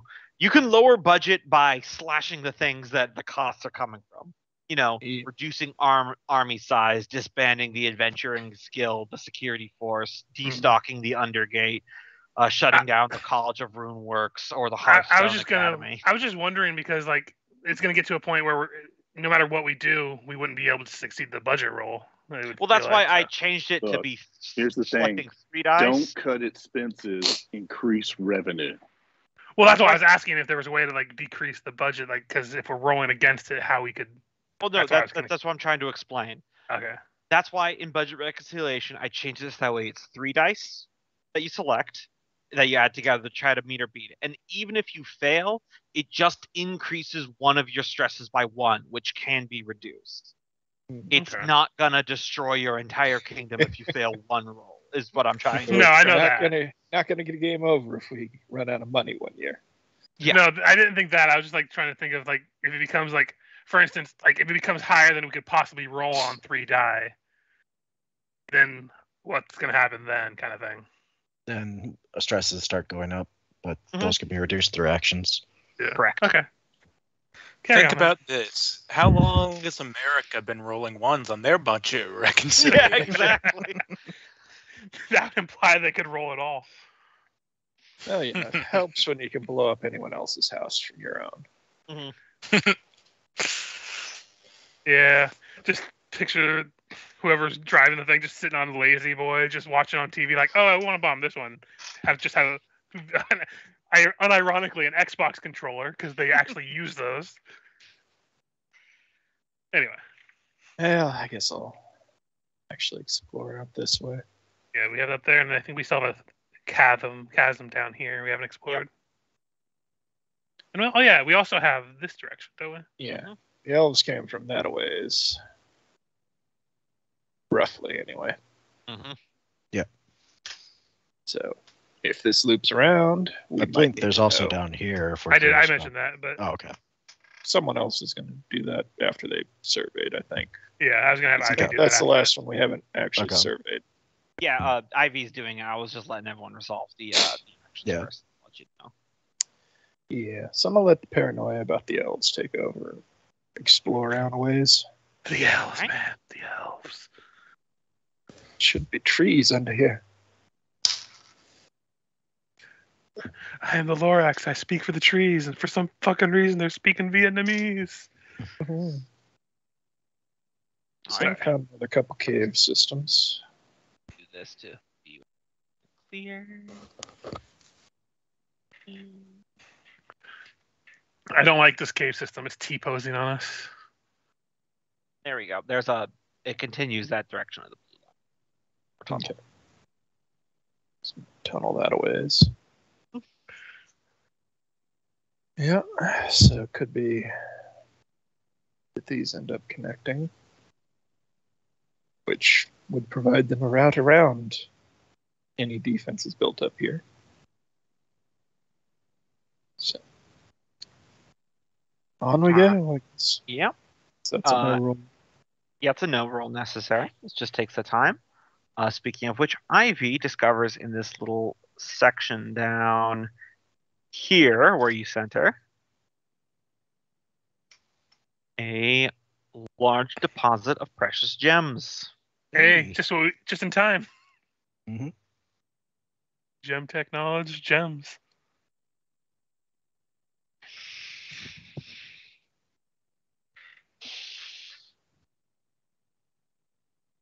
All right.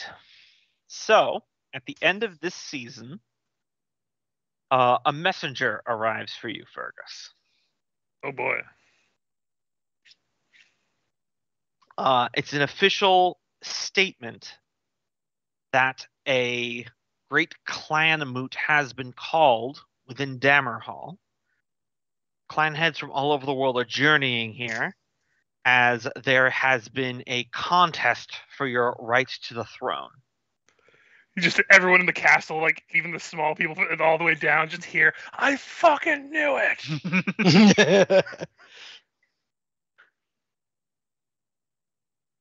For some reason, I'm spacing on the name of your brother, so I'm opening up your sheet real quick. Yeah, you're fine. Tomas. Yeah. Tomas, now of Clam Grimpire, is putting forth his own blood claim to the throne of Dammerhall in contest with you, his brother, Fergus, on the grounds that he is firstborn, therefore claims the throne by Dwarven tradition. Mm-hmm. He, as one of the royal lineage, he is within his right to call a moot of the clan heads, including the ones not currently operating within Dammerhall, to hold a discussion, which some call affectionately a grumble,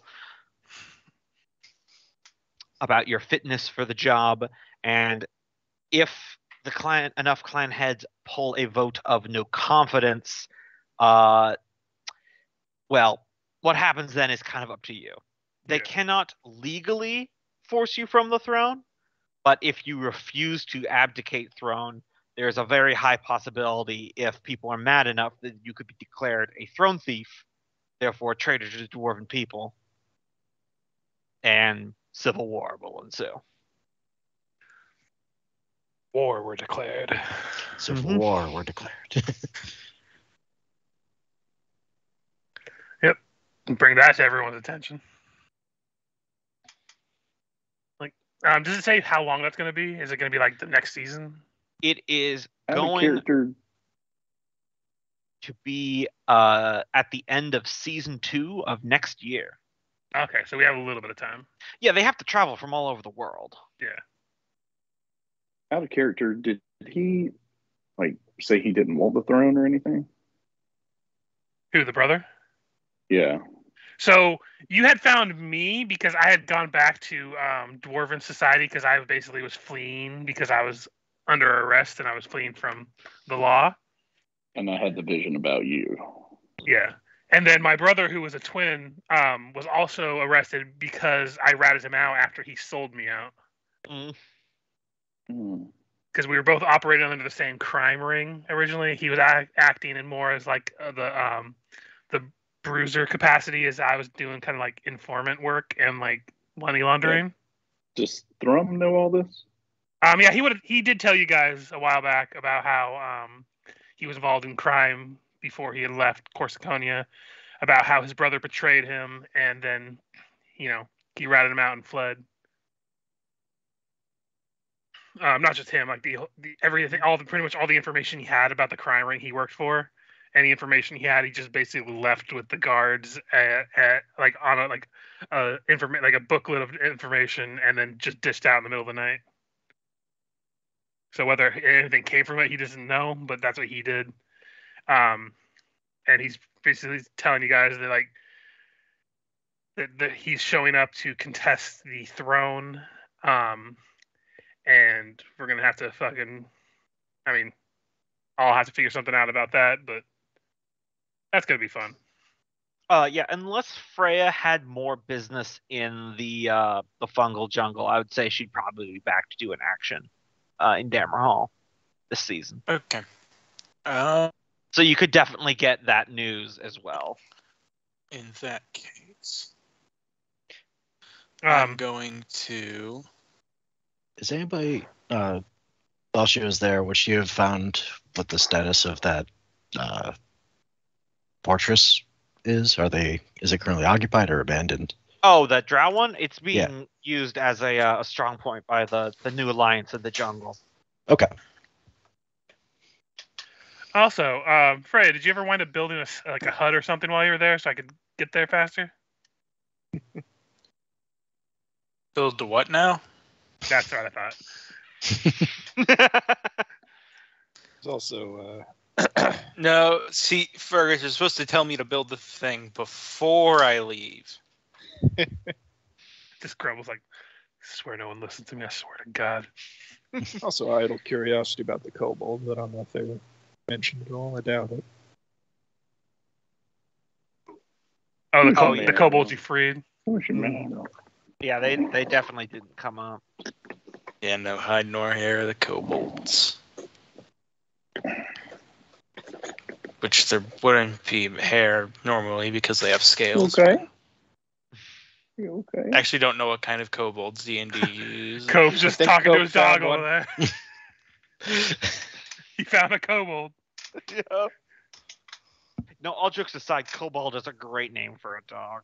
Yeah. That's true. That would be. I mean, so is goblin, Damn really. Mm-hmm. Especially if it's a dog that eats a lot, just call it goblin. How about shit turd? That dog loves you immensely, doesn't it, Cole? It does. I've wanted to get a dog and name it emergency food and shorten it to EF so I can call it my little effer whenever I call it out in public. I've for a long time I've wanted to have a cat and name it Google. Wait, name it what? Google. I don't know. I just think that's a great name for a cat. That's a good name. Could name it Siri. No. See, because then I'm straying. Because have you guys heard that joke about how white people always give their pets people names? Mm-hmm. Yep. Yeah. So I try to avoid that. I had a hamster named Sparky, and if I had a cat, I'd name it Google. I have heard of someone who has a golden lab named Gandalf, which I don't think counts, but it's great.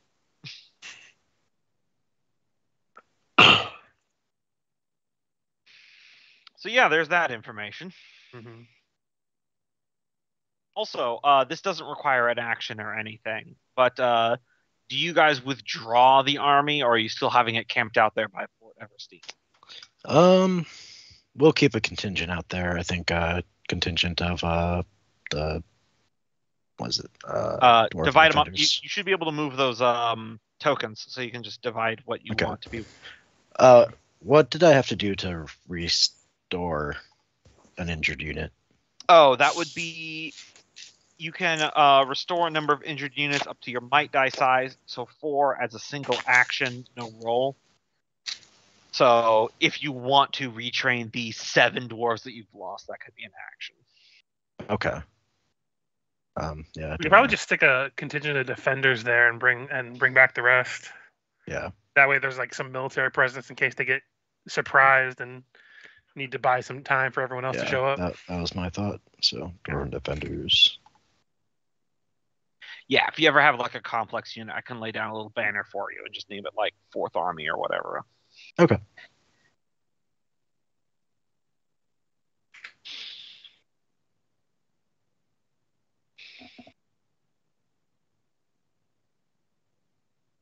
But before we get into those kingdom actions, when you get back to your office there, Freya, after showing Lord Junius around and getting settled in to the College of Runeworks, and how you get that Gem Tech knowledge distinction, there is a missive from Port Eversteam and Clan Forgesworn, requesting a influx of supplies their direction as they plan to speed up production of advanced fortifications on Port Eversteam to build a stronghold there. Now, this is a feudal state, so they were planning on doing that anyway. What they were asking is from extra resources derived from taxes to be directed their direction to speed up the construction. So I've got a sweet talk Fergus. If only you built that hub for him. If only he told me he needed a hub. I mean, just use the internet, dude. It's always there. No, I usually visit the hamsters. Mm-hmm.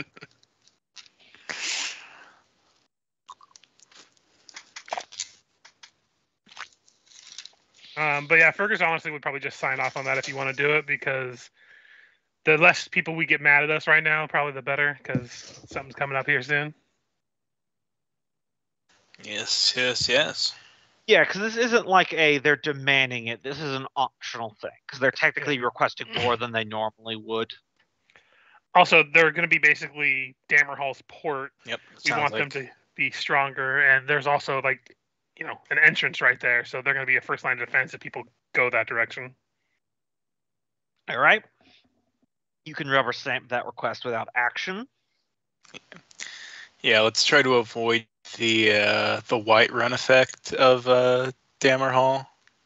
You guys know how in the lore of Skyrim, White Run is like a bustling trade city with thousands of residents, but in the game it's like 12 houses. Yeah. And like 13 people. Mm-hmm. Less if you kill them all. Like that goddamn guy who asked about me getting up to the class. I don't mean to derail us, but that really is the least impressive part of that whole game, is the complete downgrade of all the holds. But yeah. Anyways, I was gonna say I kind of chalk it up to like each person represents a certain amount of people rather than just because. Well, yeah, but even then, go look back at Oblivion, and those towns were bigger than the ones in Skyrim. Oh no, fair. Go back to Morrowind, and there were bigger towns than the ones in Skyrim. I'm of a firm proponent that what they should do is that they should hop on that nostalgia bandwagon and intentionally make an Elder Scrolls game that's kind of graphically where like the original Elder Scrolls games were, but with like more updated mechanics, and obviously take advantage of that massive fucking file size that they would have then. They have like 1 million sprites of enemies and make these huge cities that are really just polygons. I mean, they're essentially doing that with Elder Scrolls Online and adding more areas, aren't they? Yeah, but it's a fucking MMO. Give me a game where I can stab any NPC, damn it.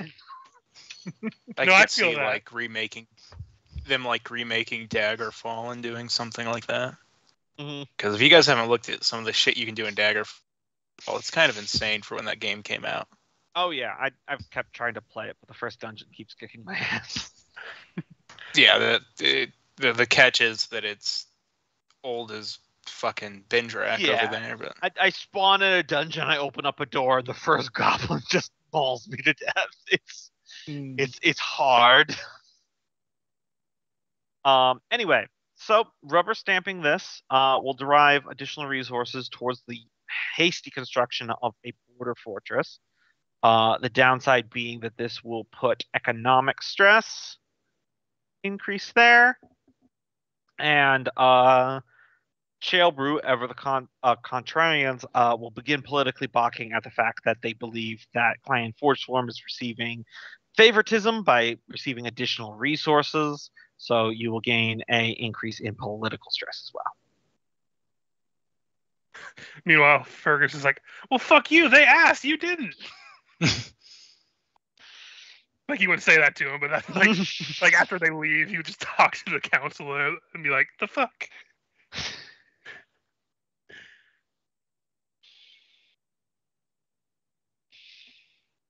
All right. Season 2, action time. Well, I might as well try to get these paladins on my side, so I'll roll for that. Should be pretty easy. They're only at 2d4. Oh, now I get all the good rolls. Right. Well, only because I'm factoring in the d8 of political stress here. Yep, that still won't change it, though. So you will be getting a clan representative headed out towards you. Start of next season. Yep. And I was going to have Ivy just examine this last little bit down here that we haven't uncovered. Okay.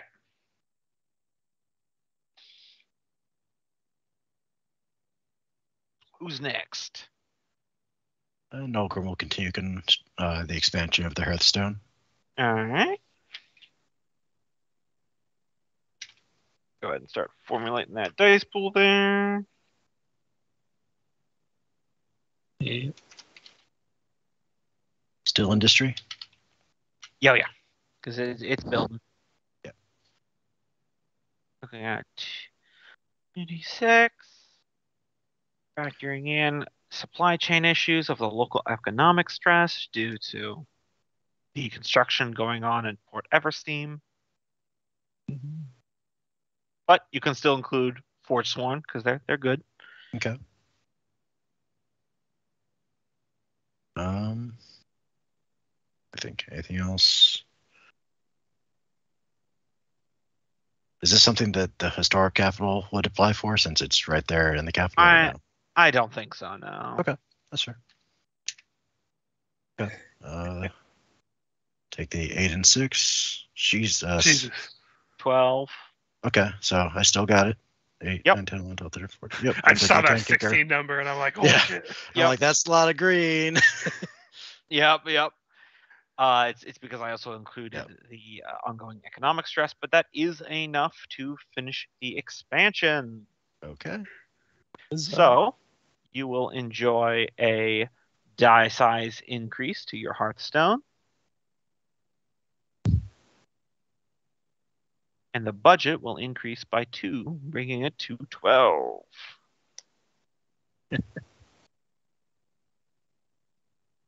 Marking everything down. Fortunately, we have a promising trade partner once he's done recruiting dwarven clans. Mm-hmm. And I imagine when you get a chance, you'll come up with the mounted unit. Yeah. Selections. Okay. There will be a basic one and then a more advanced option. Okay. Yeah, because I think one of the first things I like is a light scouting cavalry. Yeah, light cavalry is what probably the expansion on the Hearthstone will be, and then if Cope tames the deep moose, you'll gain an elite heavy cavalry option. All right. Because I don't think there's any way a moose could be considered a light cal. No. Like, we have someone else do it if everyone's busy this season, but if no one else has any, if someone winds up not having any plans, we could probably start building a mining outpost with this gem vein to start getting that as well. For sure. Especially since we got that gem tech. I imagine with the recent acquisition of that'll go down to Freya since then. Yep. That coupled with the gem tech. Also, it might make good trades since we're going to need that soon. Show that we're competent and whatnot. Also, Tasco's going to continue neglecting his duties and explore out to that way. Sorry, out to which way? Okay. Blue arrow, yeah. The lingers. He's tired of the temple drama. He's like, fucking, I'm just going to walk about. I'll see you guys in here. Angry about elves. Like, I need a minute to vent my anger. Actually, would the Hearthstone Military Academy be a better organization to set up that mine? Well, I just figured if you have that gem tech knowledge going on, you might want to have your people go with gems. I was just thinking I think Hearthstone anyone can really Military do it. Academy seemed to be more of the public works type of. I was just saying if anyone has a free availability, it'd probably be a good thing to get jumped on. No, anyone can do it.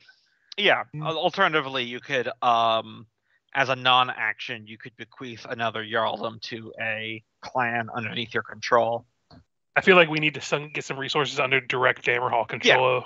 Yeah, because if you give another clan resources, the clan die for their distinction will increase. Like if you gave it to Embermane, it would go to a D8 or something. Yeah, so mechanically, what does retrieving the gem vein do?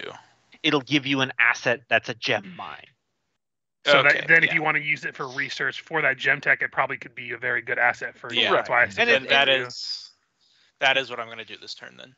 Okay. All right. Go down with a couple of people from the college and try to get a mining operation set up to study these gems. All right. So this is going to be a 2d8 difficulty, mainly because you're pacifying the territory. You got some spaces to move through. Right. Plus, let's see. This will start out as a might. Plus might. You could definitely do dwarven population though. This is mining and tunnel combat. That's dwarven shit. You could probably pick up the Adventurers Guild if you want. I mean, if they're just you go in there to kill shit, they'd probably be jumping at that shit. I don't trust them. Yeah. Well, that's the thing. You're just having them go to kill shit. You don't have to trust them. Yeah, but like bring these adventurers that we're hiring not to steal from us to this cave full of all our valuable gems. They're not going to mine them out of there. Yeah. But they could steal them on the way back from them being mined or a million other things. Well, I mean, this is just getting the place clear. That's why I was saying. Yeah. I mean, I don't think I'm going to need it. Give me just a second. Yeah. Okay. But again, remind me that temple is an industrial base. Yeah, that's also true. And Fire Temple is combat based. Yeah, so Fire Temple could be like clearing the way, temple build, or mountain builds. Ancestors just look on and be like, well, we'll pray for the dead. Mm-hmm. There's a reason why they're the temple that's constantly giving Taskell shit. They're very upset a lot. I think once I get them on side, I can help them. Use them to help political and civil stress, but I feel like there's more, at least time and or RP that needs to be dedicated. From because those are the people I'm using. Mm-hmm. And I think that's it. All right. All right, so pick the 2 dice you wish to use. And the kicker, this is going to be a 2d8 difficulty with a d4 from population stress. So I forget, is the kicker supposed to be a higher die, preferably, or a lower die? It is whatever you want. The higher die, the better. It's just on paper, you could, like, for example, the d10 rolled a 7. So if he feels confident, he could take the 6 and the 5, which are smaller dice. And then if I roll low enough, that 10 would mean this just auto completes. Yeah, no, I got that. I just wasn't sure if like you wanted the kicker to be a lower or a higher die. Yeah, you want it to be as big a dice as possible. The system still is that classic big numbers good. So I would want to use the 7 and the 6. Yeah, and then you would do the 8 kicker. Yep, that's fair. That'd be like the higher die. I rolled dog shit. All right, the gem mine has been established. That's real quick. All right.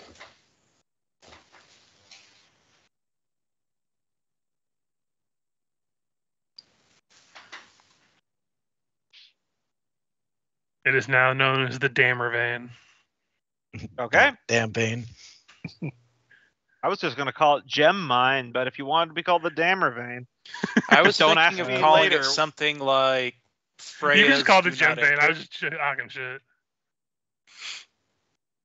The Gem main mine, vein? yeah. Gem mine, yeah. Yeah. As far as Right. any of you guys know, the mine is called Freya's Do Not Enter because that's what it says above the door. Wait, how are you supposed to get the people in the mine if they're not allowed to enter? Or do you have to be named Because Freya Freya's to with work them. there? Exactly. Freya, You a whole just can't be population of like Freyas. some sort of. You just can't be some sort of idiot king who gives away a piece of a of an artifact that defines your very religion to a piece of orange Fanta Jello. Hey, first of all, that it doesn't define my religion. First of all,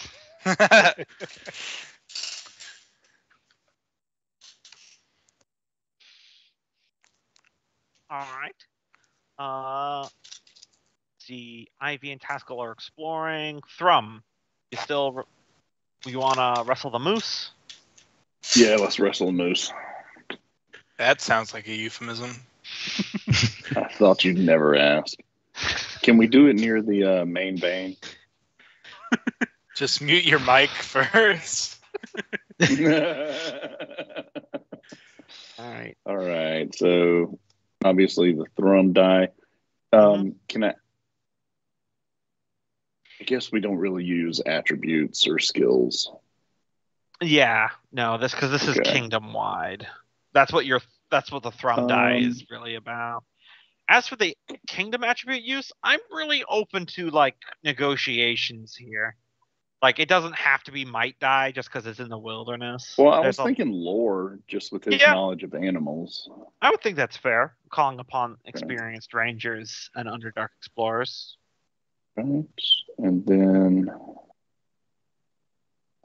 do any of the clans shade toward this? I don't Or believe so. are there any Well, dwarves within our population that are good animal wranglers? Since the Hearthstone Military Academy has been kind of working on the training aspects of that, would it be possible to bring them? Yeah. For the husbandry side? You could have the Hearthstone, though this would probably be technically before the expansion resolves. Yeah, so a D6. It would be a D6, not a D8, but you could still use it. Yeah, there definitely are clans that exist that would have the bonus, but it's just not. We don't have any of them. I've been avoiding them. Yeah, there's definitely. I'd definitely take the Adventurers Guild. I bet they would Yeah. have a good many druids, rangers, etc. Absolutely, you could use your pillars as well. You guys just don't get in the way. All right, here we go. Catching some meese. All right. 12. So this is 2d10 plus a d4 for population issues. And I rolled very poorly for a grand total of 7. So Can't stop thrum, man. It would be a D8, I believe, for the kicker. A D8, so yeah. 8. Yeah, so it's the task is not done, but it is now a 2d4 level issue. So Oh wow, that destroyed that. Yep. Yeah, you're starting to catch plenty of deep moose and even tame them. You're setting aside areas that could be served as like what's the words I'm looking for? You're trying to establish like a proper corrals. Thank you. Places where you can domesticate them. So that's probably what that area will end up being. But so I'll find a moose icon to stick there in my next session. Because this has become a thing we are doing now. I got it. 1 minute. All right. And with that, the results of the exploration. Haskell is able to cover quite a lot of ground there.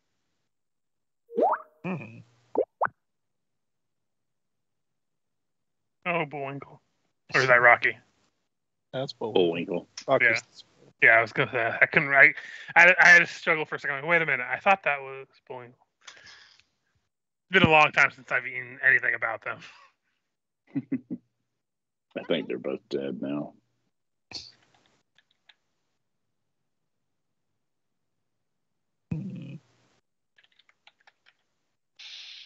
Yeah, that's a fairly extensive cave network right now. But at least we know they're not that close. Ooh, That's just the covered a basics. lot. So you still have to do individual explorations. Did you uncover this one too? I'm getting there right now. Okay. I was just asking, just, my thing's not been loading 100%. Yeah. So. And yeah, just remember that you can still send in to do in-depth surveys, which might find things that don't appear on the map. Yeah, we'll go ahead. I made those purple circles ones we've checked. Yeah, feel like we could send Ivy to check that one too.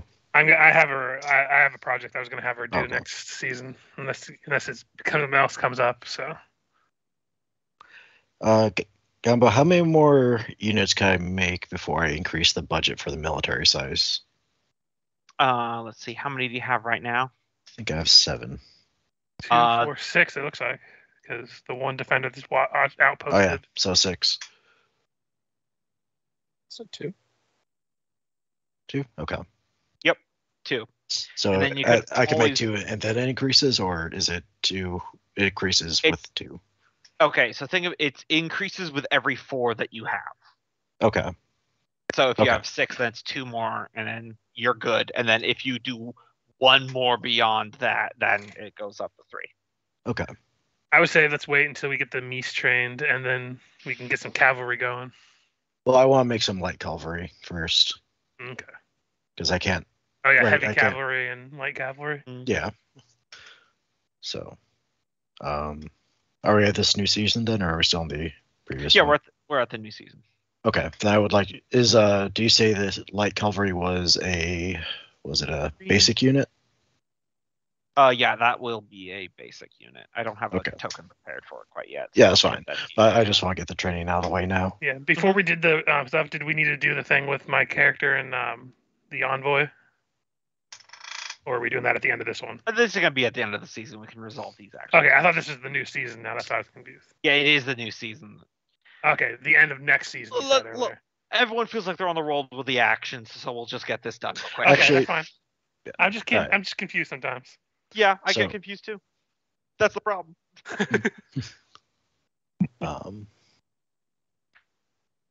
Yeah, this season I'll go ahead and train light cavalry. Okay.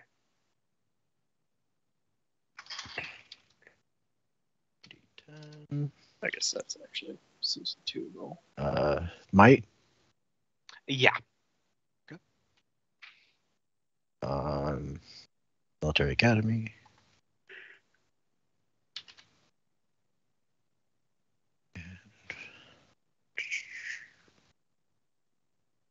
Would Forge Fame be able to? No, that's because it's not that heavy of stuff. So,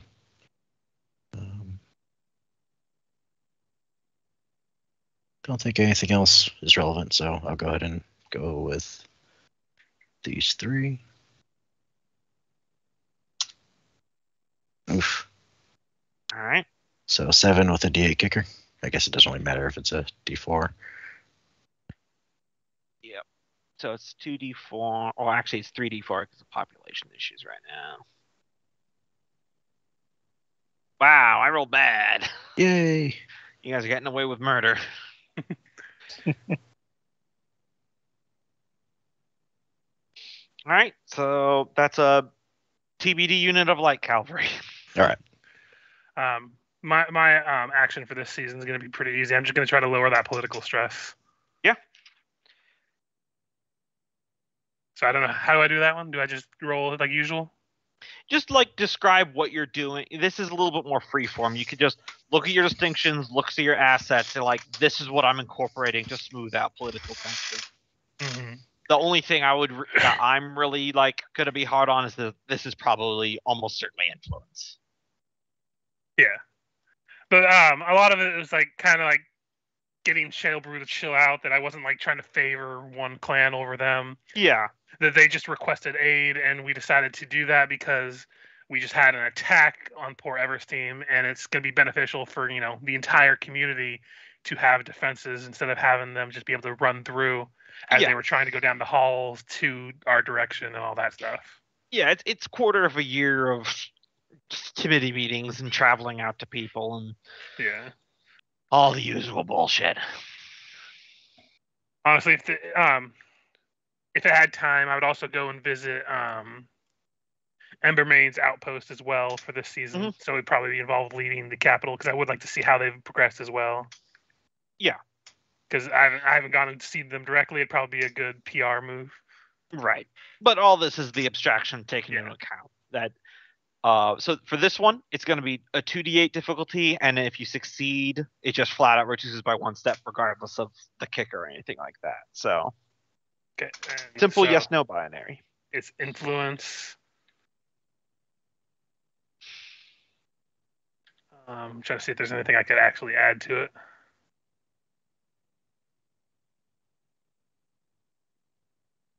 Yeah, you could be just creative on your descriptions, like how the human trade deal. Yeah, I was going to say like the human trade deal as well as the ensuring up of our military, which I was going to say maybe the military academy. Yeah. Always spend trade stockpile to wine and dine them. I'm not going to do that this time, I don't think. Wrong with some bread and circuses. Ooh, those are some shitty rolls. Mm-hmm.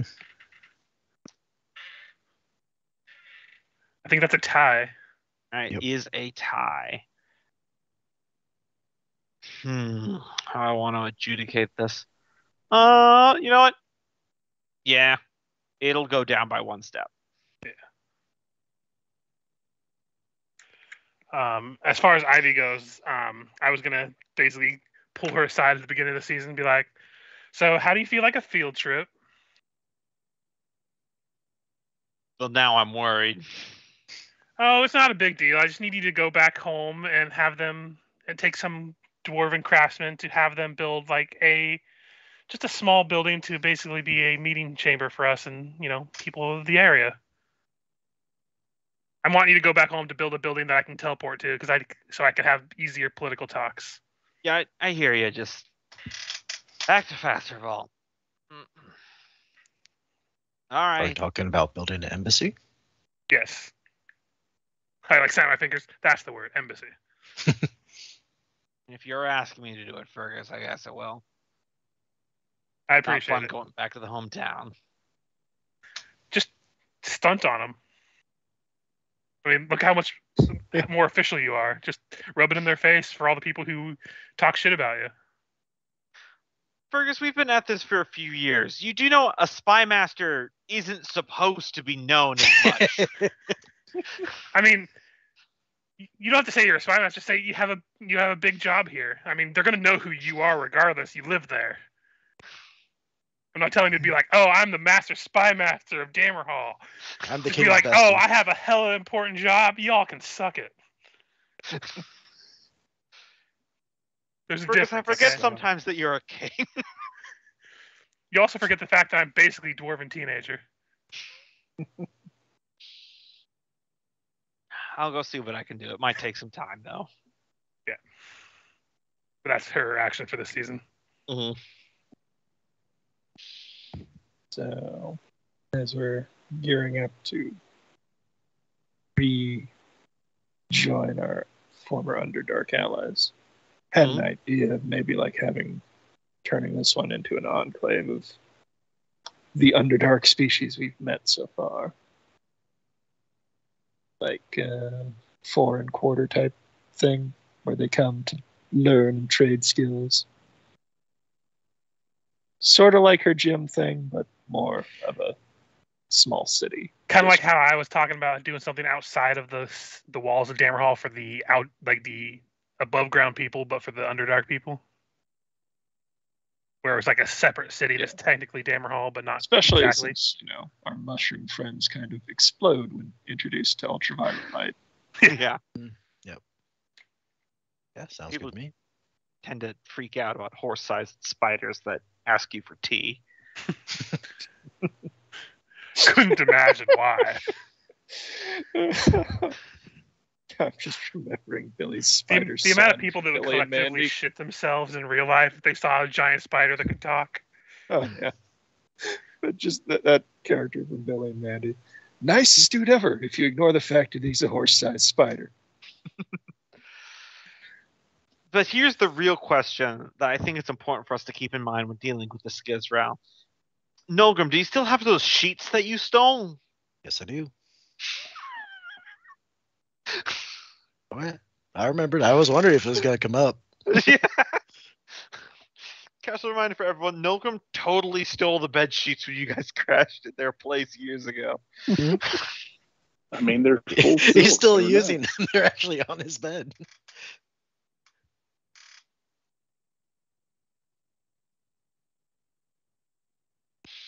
All right. So, it's the actions. Right. I think Nolgrim would use his turn to survey this area. Sorry, which area?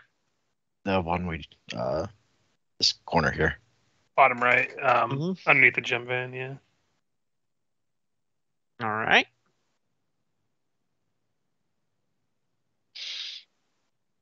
So that's what you'll be doing. I'll get to those results at the end of the season.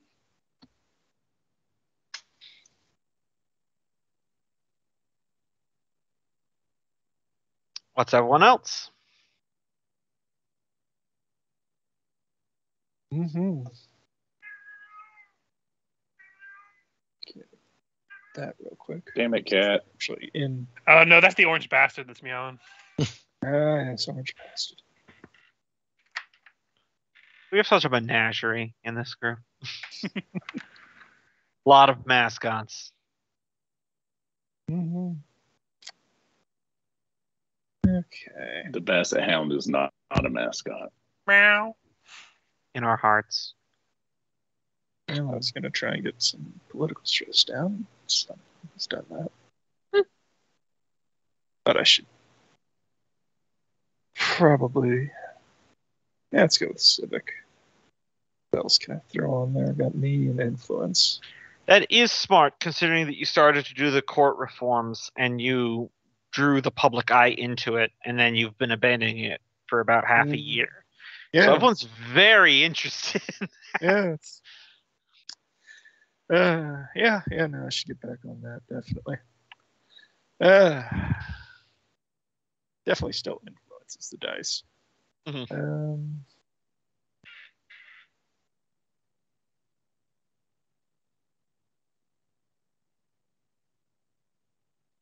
I don't know. Anyone else got any ideas on the other shit that could be thrown in? I think we did historic capital or something last time, but You're trying to build that stuff? yeah, we're in the middle of Court reforms. Judicial reform. Definitely Term limits trade on some ancestors. All that.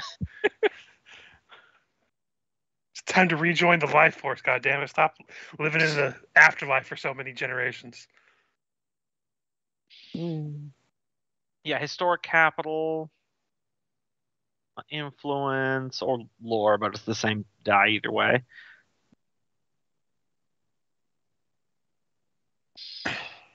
Let me check and see if any of the clans might be able to be good at this. Right, Embermane are the political. Yeah, they're the political meddlers. If you want to have them involved, that could be a double-edged sword, though. And there's always intentionally stressing something out to get that additional die size, like what you did last time. I mean, if you're trying to rebuild the judicial system, couldn't you also, if the church is so involved, you could, like, ping all the temples at once and get them all involved? Yep. And the last time I had one help another, it blew up. Well, no, this is all of them getting involved at the same time. Yeah. There's no reason for them to feel slighted for any of the others. Aside from the fact that it's the ancestor temple's jurisdiction. Oh, that is true. Which is also why I was tapping them for it, because they're kind of the issue at hand.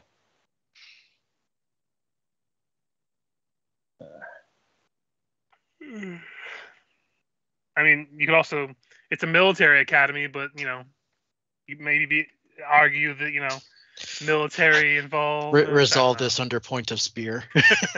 I don't know. I'm throwing ideas out here that seeing what sticks.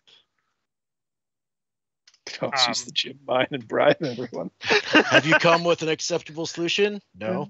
Bring the whips back in. Runework College, there's a bunch of scholarly people there. You can add them to the mix and be like, hey, we're kind of trying to come up with a solution. Let's see if the brains can help. I don't know. Cooks in the kitchen. I think I'll just go with those three. Yeah, it may just be one of those obvious things answer is Adventurers Guild. where just oh god. We're known for bringing order to a situation every time. So 6 with D6 kicker. So this is going to be 2d4 plus, all right, because it would be actually a d8 of political stress because Just There's before I still brought a it down. chance, but it'll probably be before. Nope. oh It's a my tie. why am I rolling so bad? It's a tie. I mean, at least we're equally rolling bad, So, Yeah. All right, so it's a tie, and you're already at 2d4. Okay, this is how I am going to rule this. You do manage to finalize your court reforms on the systems that you have discussed last time.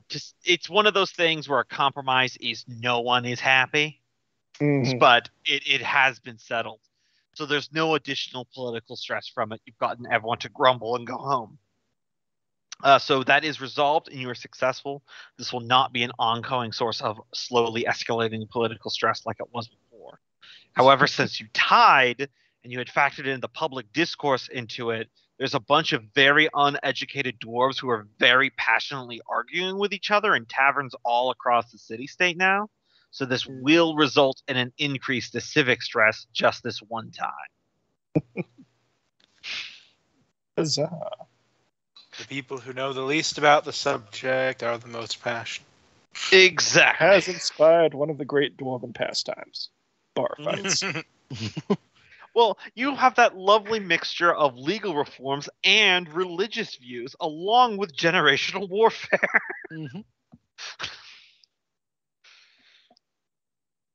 The three things that people never argue about.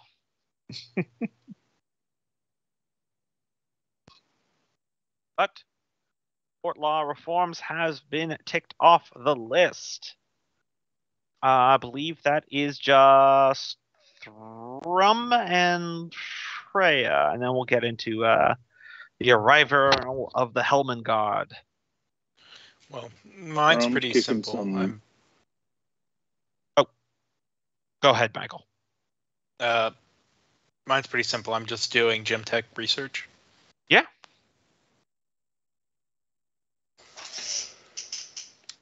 And you get to add that gem mine to the assets too. Yep, definitely. You can add the gem mine. Obviously, gem tech knowledge. And this is Clan Fordsworn. Oh yeah, definitely Clan Fordsworn. You can toss an Embermane there too if you want. They've got scholars. Okay. And then, would this be influence or would it be industry or lore? I would say lore. This is research. I didn't mean to say influence. I meant to say lore, the first one. So yeah. All right. And then Runework College for a D8. And Gem Mine for a D8.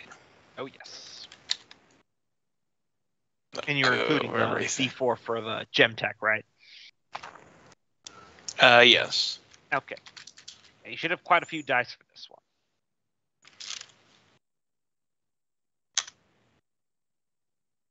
All right, so this is going to be a flat 2d10. So, yeah. darn. All right, the one time I rolled high. Research is ongoing. I'll start a little ticker for this one. Listen, we've been having it too good this session. We were bound to run into a stumbling block here. Well, also, because if he succeeds Gemtech research, this will increase your distinction by an additional die, and distinctions really don't go down. So this is a good one, and it won't be increasing budget or anything like that.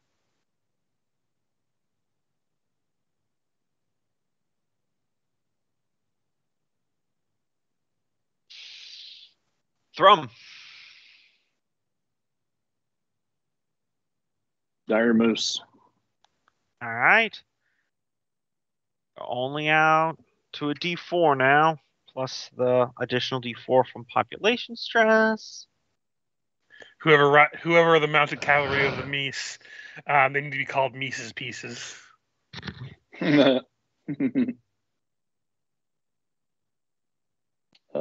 Did we use dwarf population? If that's the last thing you rolled, if you just hit up while you're in the chat window, it'll bring you up the whole die selection you did last time.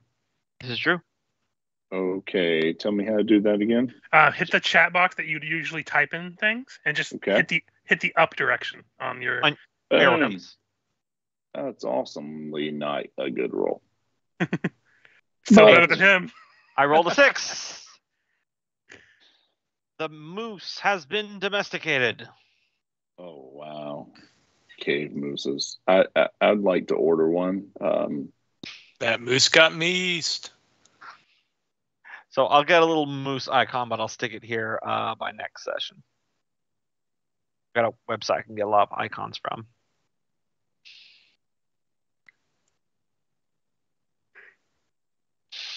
All right, so we'll be dealing with a political delegation, but first, Milgram was doing a survey.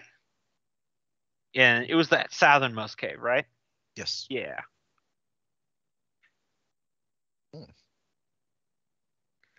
Well, we're going to have to make those ruins known. Is that something? Is that something we'd explore as PCs, or is that? Or is it more of a survey situation? You can further survey it, or you can go in there as PCs. It's up to you. Give me a knowledge history, or just history, since this is 5e.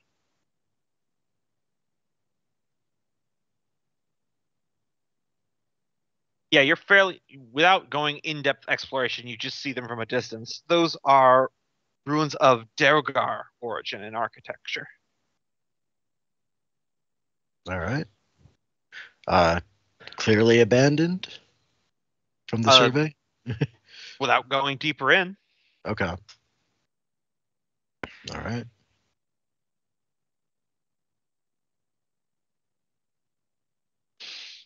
All right. So, King Fergus of Dammerhall.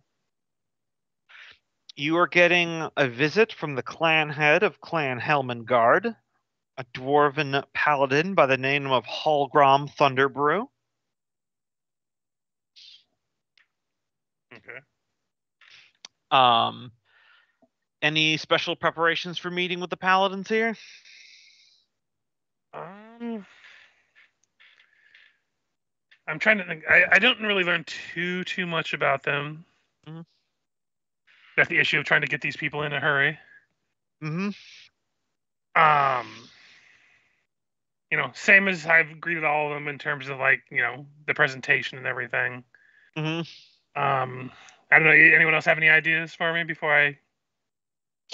I mean, I feel like they're largely militaristically traditionalist. Maybe you could use your honor guard or the Dammer guard as a sort of in their ceremonial guard. I'd probably invite the heads of the temples and stuff as a big focal point to the meeting as well, representations for all of them as well.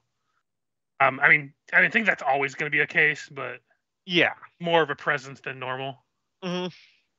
You could wear real armor and don't be yourself. Yeah, you are proficient in heavy armor, so if you ever wish to cleave to tradition and wear traditional dwarven formal wear, which is heavy armor, you won't look bad in it. And Nogrim would want to be there to help out too.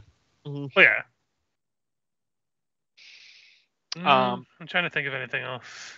Yeah, I'm just kind of painting a word picture before we get into the role play. This obviously is not the dice involved yet. Since they're like slow existence, I'd probably like lean into the people who know a little bit more than I do, and should like make it extra tradition-y for them to be welcomed. At least let them feel like they're at home, kind of thing. As is tradition. As is tradition, yes. As is tradition. Have 3 meals before we greet. Clan Helmengard arrives. They're all resplendent in their silver, gold, and mithril full plate. A smaller contingent than you're used to from the other clans, clearly viewing quality over quantity. They give off every air of dwarven paladins. You can almost feel the charisma-generating auras coming off of them. They are wearing sashes of their clan colors, which is silver on white. People are moving things. What's going on? Yeah, I don't know. Sorry, I was just thinking that I wanted to move my Dwarven Defenders, one of them to Underground 2. I didn't. Okay. Is that not an action? Well, no, it's something you can do, but if you keep garrisoning troops in other people's fiefdoms, it's going to start having political repercussions. So this is something that we better discuss, not in a cutscene. Fair. Sorry, I'm listening. I'm just kind of idling. Yeah. Just fidgeting. It's the ADHD in us all. Yeah. The lead dwarf, the clan head, and clan Longbeard, Holgrim Thunderbrew, an aged dwarf with a long beard of gray and white, using his aged but well-crafted warhammer as a cane. Approaches you. Hail and well met, King Fergus of Dammerhall. May father, mother, and the ancestors smile upon your rule.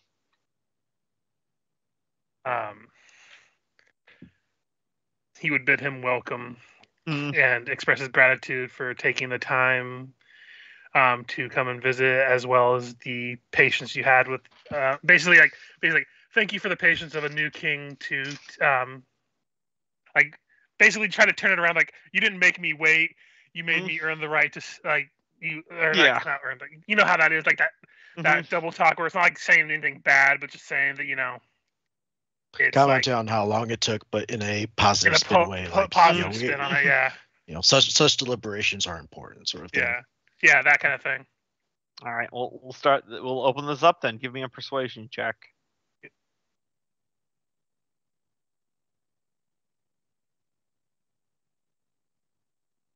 $26. All right, so he takes it well. Of course. Does these old bones well see these halls once again? I was a young dwarf when I first visited Dammerhall.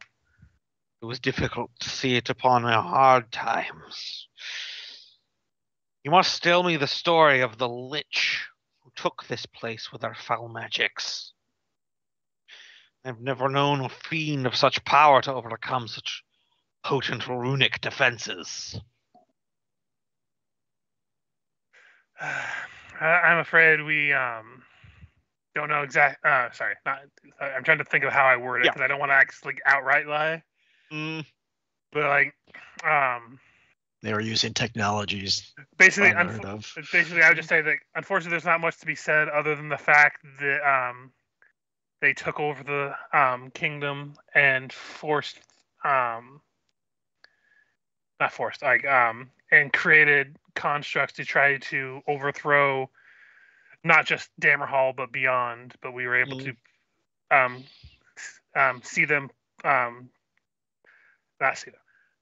defeat them and reclaim Dammerhall for the dwarves.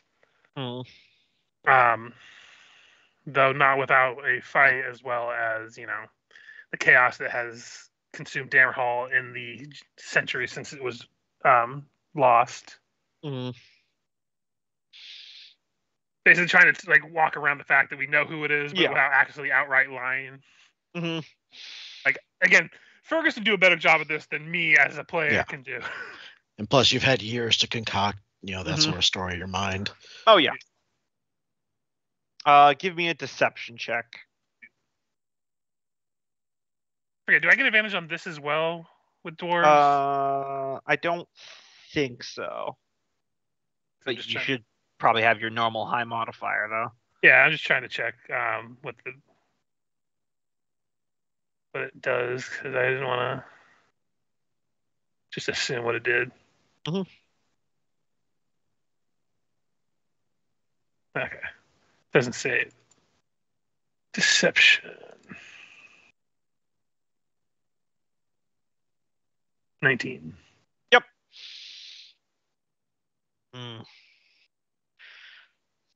Troubling tidings to hear.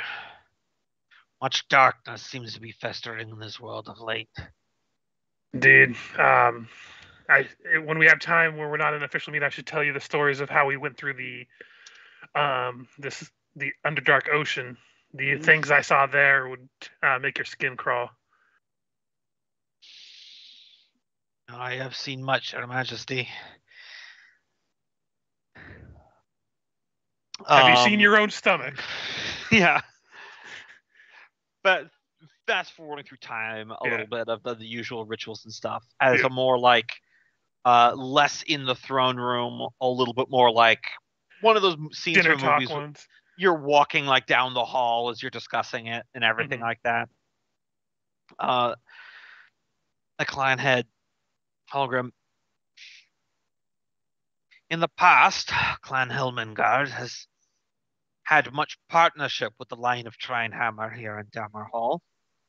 It would do me well to see it restored. I'm inclined to throw in my lot with yours, after communing with the Council of Longbeards back at the Central Palace. But I would remit, Your Majesty, there are concerns I have. Well, you were one of the first few that I sought after of the clans, because while you are known for taking time to make your decisions, I feel like that means you put more emphasis into them. So I am willing to listen what your concerns are and take them seriously. This is so. We, the Dwarven Paladins of Clan Helmengard, prize honor, virtue, and faith above all things. Reports of recent of activities within Dammerhall have had us concerned. There's been much talk of discord within the temples in recent years. Ongoing squabbles amongst the Council of the High Priests. And, on a personal note, he turns to you from it. Your letters have reached me in greater frequency since the calling of a moot by your brother, contesting your claim to the throne. I have no reason to doubt your suitability for this. My apologies, Your Majesty. But I have little interest in sorting fealty to one who is merely trying to curry Clan Helmengard to secure their own political power. Well, the letters have become more frequent, yes, but keep in mind, I have sent your clan letters long before I found out that this moot was due to happen. That does not, just because the moot is happening, does not mean that I do not value your clan any more or less than before I got the moot. The reason I addressed you later than Shalebrew, Forgeworn, and Embermane was because we had immediate needs for scholars and engineers.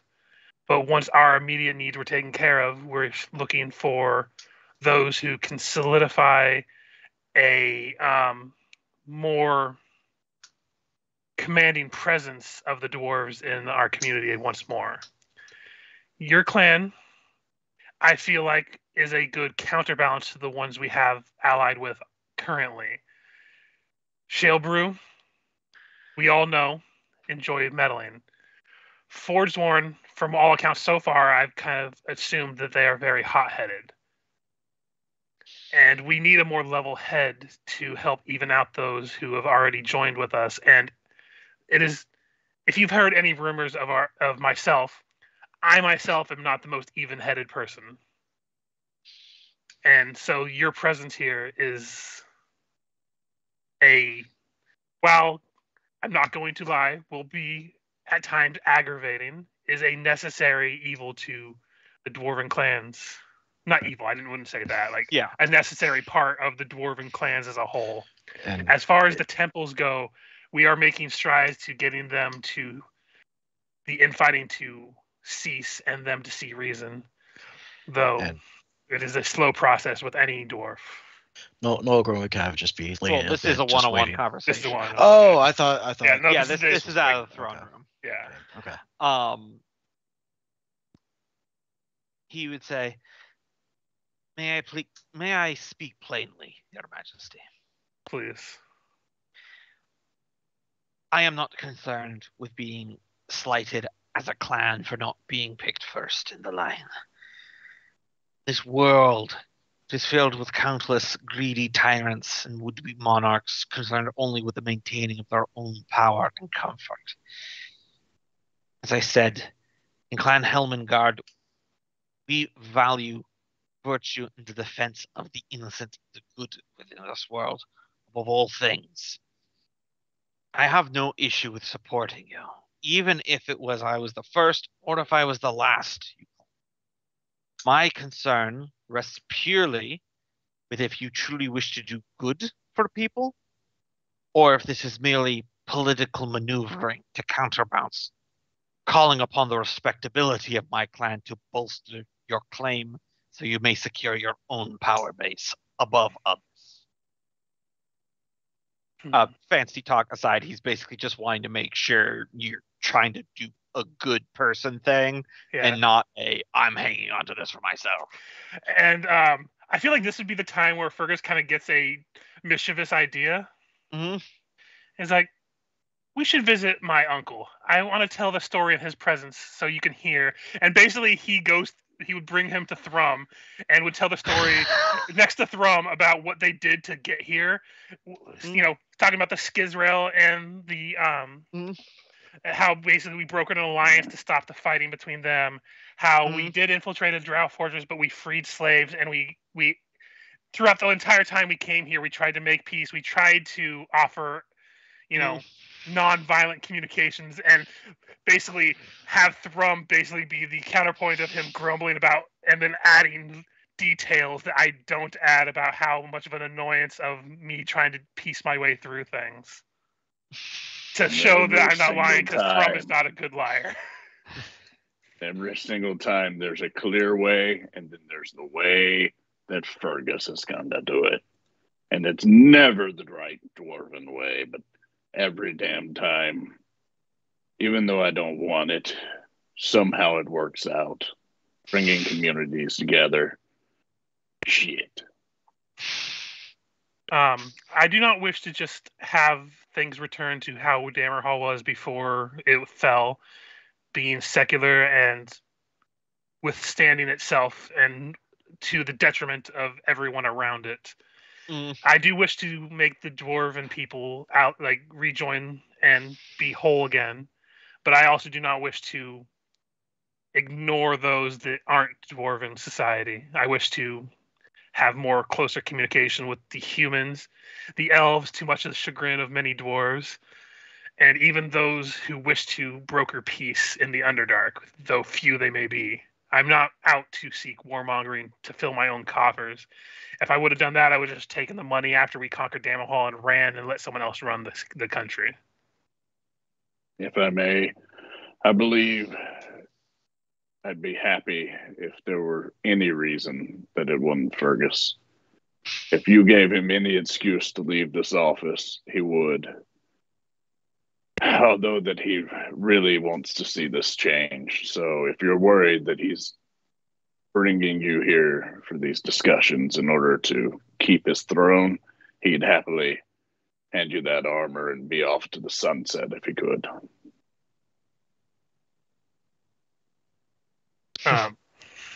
Yeah, and while Thrum was here too, I'd be like, I will ask you: have you've heard of me and some of the things I've done and everything?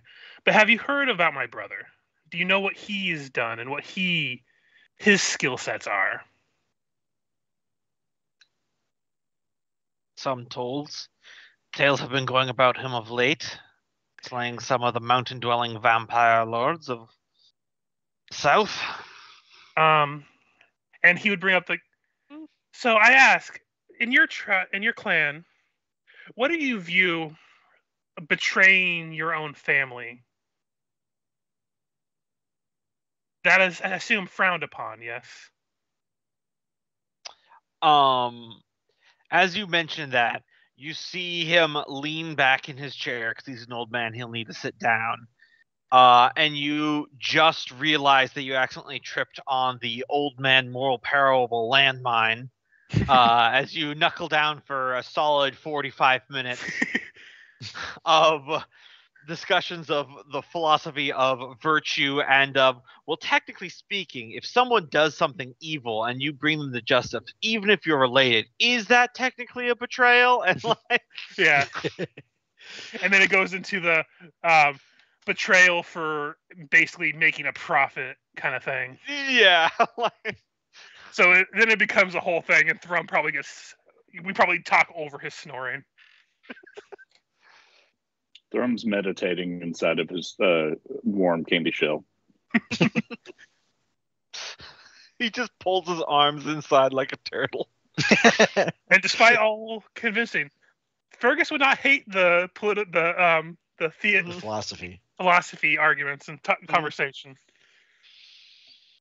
Bring out a peace pipe and go at it, man. All right, you have made your point, Your Majesty.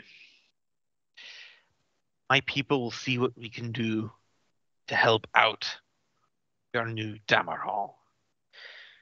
All I shall say is that our commitment to virtue and the protection of the innocent stands true. And we have as of yet to swear any oaths to you or your throne. So, should things turn tyrannic, we will oppose you. But you have given me no reason to believe that that is the course you are taking at this time. I appreciate your vote of kind of faith.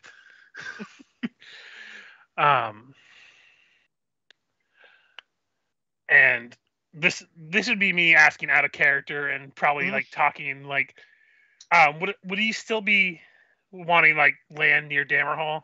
Like this is like not be something I would just ask him directly. It's still very much a Jarldom type thing. Yeah, because I think we already examined this one. Yeah, I was thinking this is a good one. Because if they're all about like keeping people safe, this is basically between them and Forgeborn would be blocking off any direct route of military.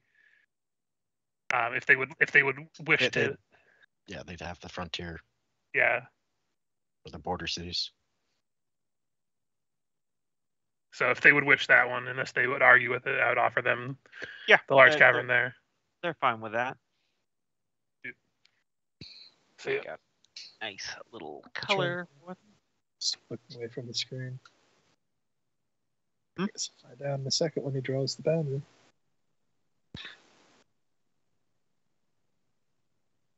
Let's see. Let's make the yellow. There we go.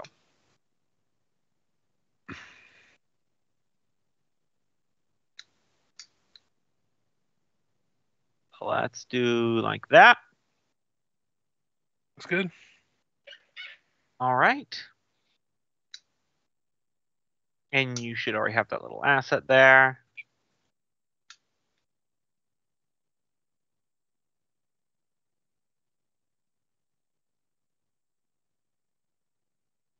Oop, there we are.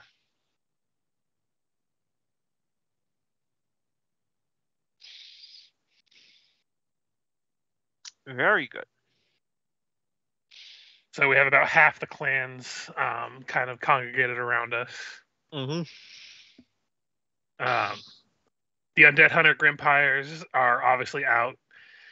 Cinder Axe, I have a feeling they're going to be out, as well as Oak and Sunder. The only ones that I could see that would align with us would be maybe Clan Highcliff. Since we got that, does that remove the last population stress? It does. Ooh. Pop, pop.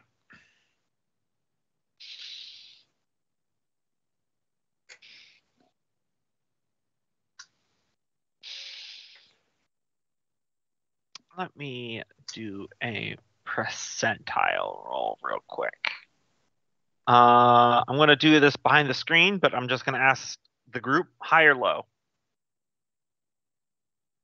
By the way, Knowing how the all session's been, I'll say low.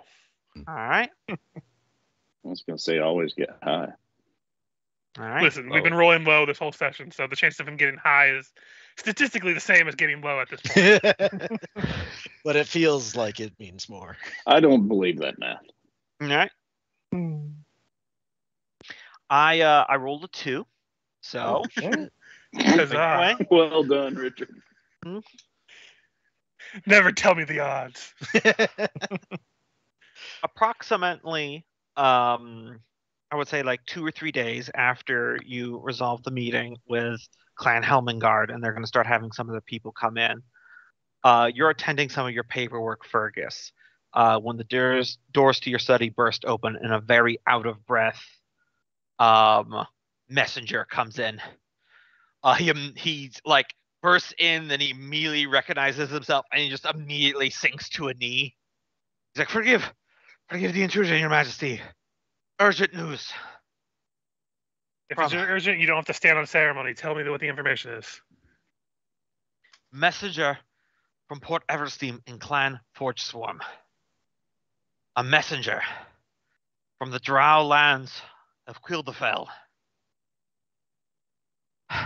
The Drow Queen wishes to send, he's holding out a scroll, diplomatic overtures to you. By diplomatic overtures, that means like a congregation of people or something, or what does that mean? You take the scroll that has the official message, written in Undercommon.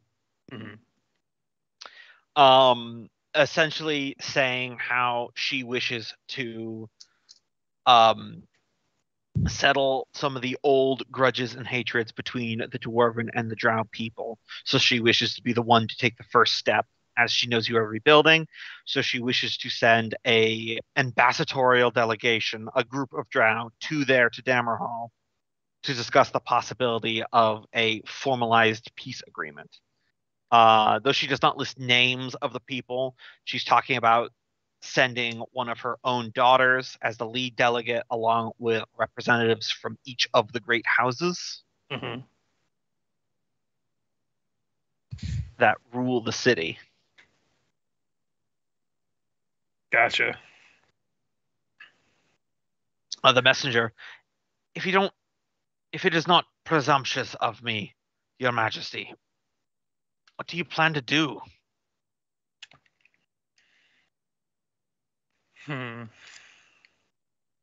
Well, the first thing I'm going to do is call the Council of Idiots, because we need to have a discussion.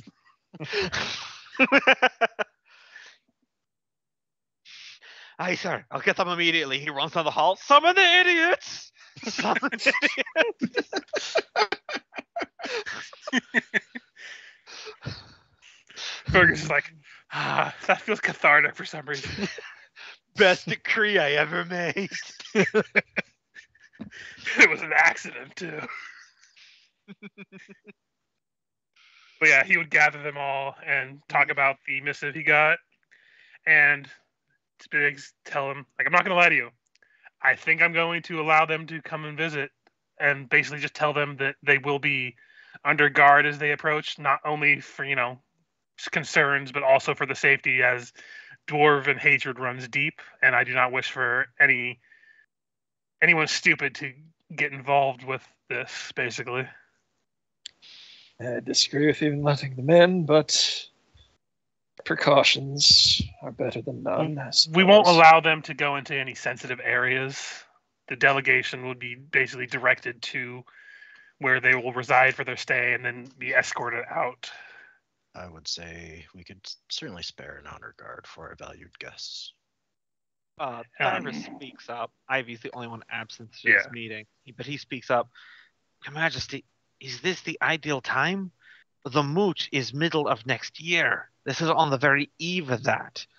You would be the king welcoming Drow within the walls of Dammerhall, a place they have never set foot in almost a millennia, on the moment before a contest for whether you're worthy of your throne? If I was afraid that I was going to lose my throne over simple talks with Drow, I would take it a little bit more seriously. If I'm going to lose the throne, this is not going to be the straw that breaks the camel's back. If this does work, that's one less issue we have of potential war. And it is a risk. I'm not going to slight you for your comment. This is a risk. But I will tell you, everyone here at the table, if this doesn't not work, I am not going to offer them a second chance. If they break our trust on the initial meeting of trying to make peace talks will be shelved until they come begging at that point. I am willing to give them a chance, as the past is the past. Even if they've seen the past as they live longer than us, I am willing to attempt. Uh-oh. We're all about. I'll say this. Approach. I'm not going to give my opinion because you already know it. But I will say they recognize the fact that we're rebuilding. We're busy right now. They offered an invitation for a date for them to impose themselves upon you. You can counter with a different date, and it shouldn't be considered much of a slight. Thrum, I say this with they can all go to hell and die. Thrum, I say this with all honesty. That is the smartest thing I've ever heard you say. And I thank you for your advice, and I will use it. And don't expect this kind of compliment very often. I've heard better from less. Maybe even send a gift to sweeten the pot a bit. Let us not be known that we are not gracious.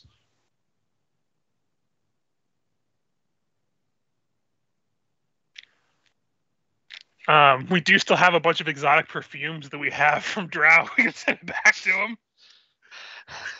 I'm gonna say those are probably gone or destroyed by now. I know. They're probably stale as the Dickens. Hold on, let me check my handy haversack. Yep, Drow magazine porn. Yep, I still have this bloodied burlap sack full of our stolen treasure. I was just talking shit for that, but yeah. We could send honestly, we could just send them a gift of some minor gems and stuff that we have. Like, we could say that we could just have some gems laying around from the gem vein that we don't have to do too much with, just as a complimentary, hey, we thank you for your time to respond to us, and counter with a different date for them to meet us that takes place a season after the moot rather than before. Maybe instead of just raw gems, actually give them some. Yeah. You said we're pretty wealthy at this point. I would wonder if in the hold somewhere we have some ancient drow treasure that had been captured at some point. Let's not go giving it back artifacts on the first date. Well, sorry. But yeah, we would just send them a small gift and basically counter with a date that takes place after the moot happens. And say that we are interested in the talks of peace. Mm-hmm. Yeah. I can't really think of anything I would add. Especially, I'm not trying to talk smack to them in writing or anything. Mm-hmm. Just tell them that I am very interested in the talks of peace. We just tell them that we are currently in the process of our own dealings at the moment, and counter them with the date. Scheduling conflict. Yeah, that's what I'm saying. We're busy with our own stuff that we can't put off at the moment, and then counter with the date that's the season after the moot happens, basically. Mm-hmm. And we can go from there if they respond back afterwards. Yeah, because technically speaking, the missive didn't have a "we're showing up in 2 weeks." Mm-hmm. What are you doing? So it's requesting a date, so you don't even have to really offer excuses per se. Yeah, so we could just offer the date after the moot, so that way it avoids any of that. If you want to be politically artful for it, you can have that be your action in season 4, or you can just simply send a reply. I might as well get fancy with it. Mm-hmm. I have some stuff I need to do for actions, but I can wait a season. Yeah. All right, because we are in season 4, year 4. Is Ivy still working on the project, or she would have been back at the end of the season? She will have probably finished construction around this point, so she'll be able to take an action. Okay. I'm not going to teleport right there, right now, but right. Because unless anyone else has her wanting to do anything, I was just going to have her inspect the T-pose in space over here. Yeah, go for it. So yeah, do a deep dive into that area. Mm-hmm. And then I'm taking a month to write a fancy letter.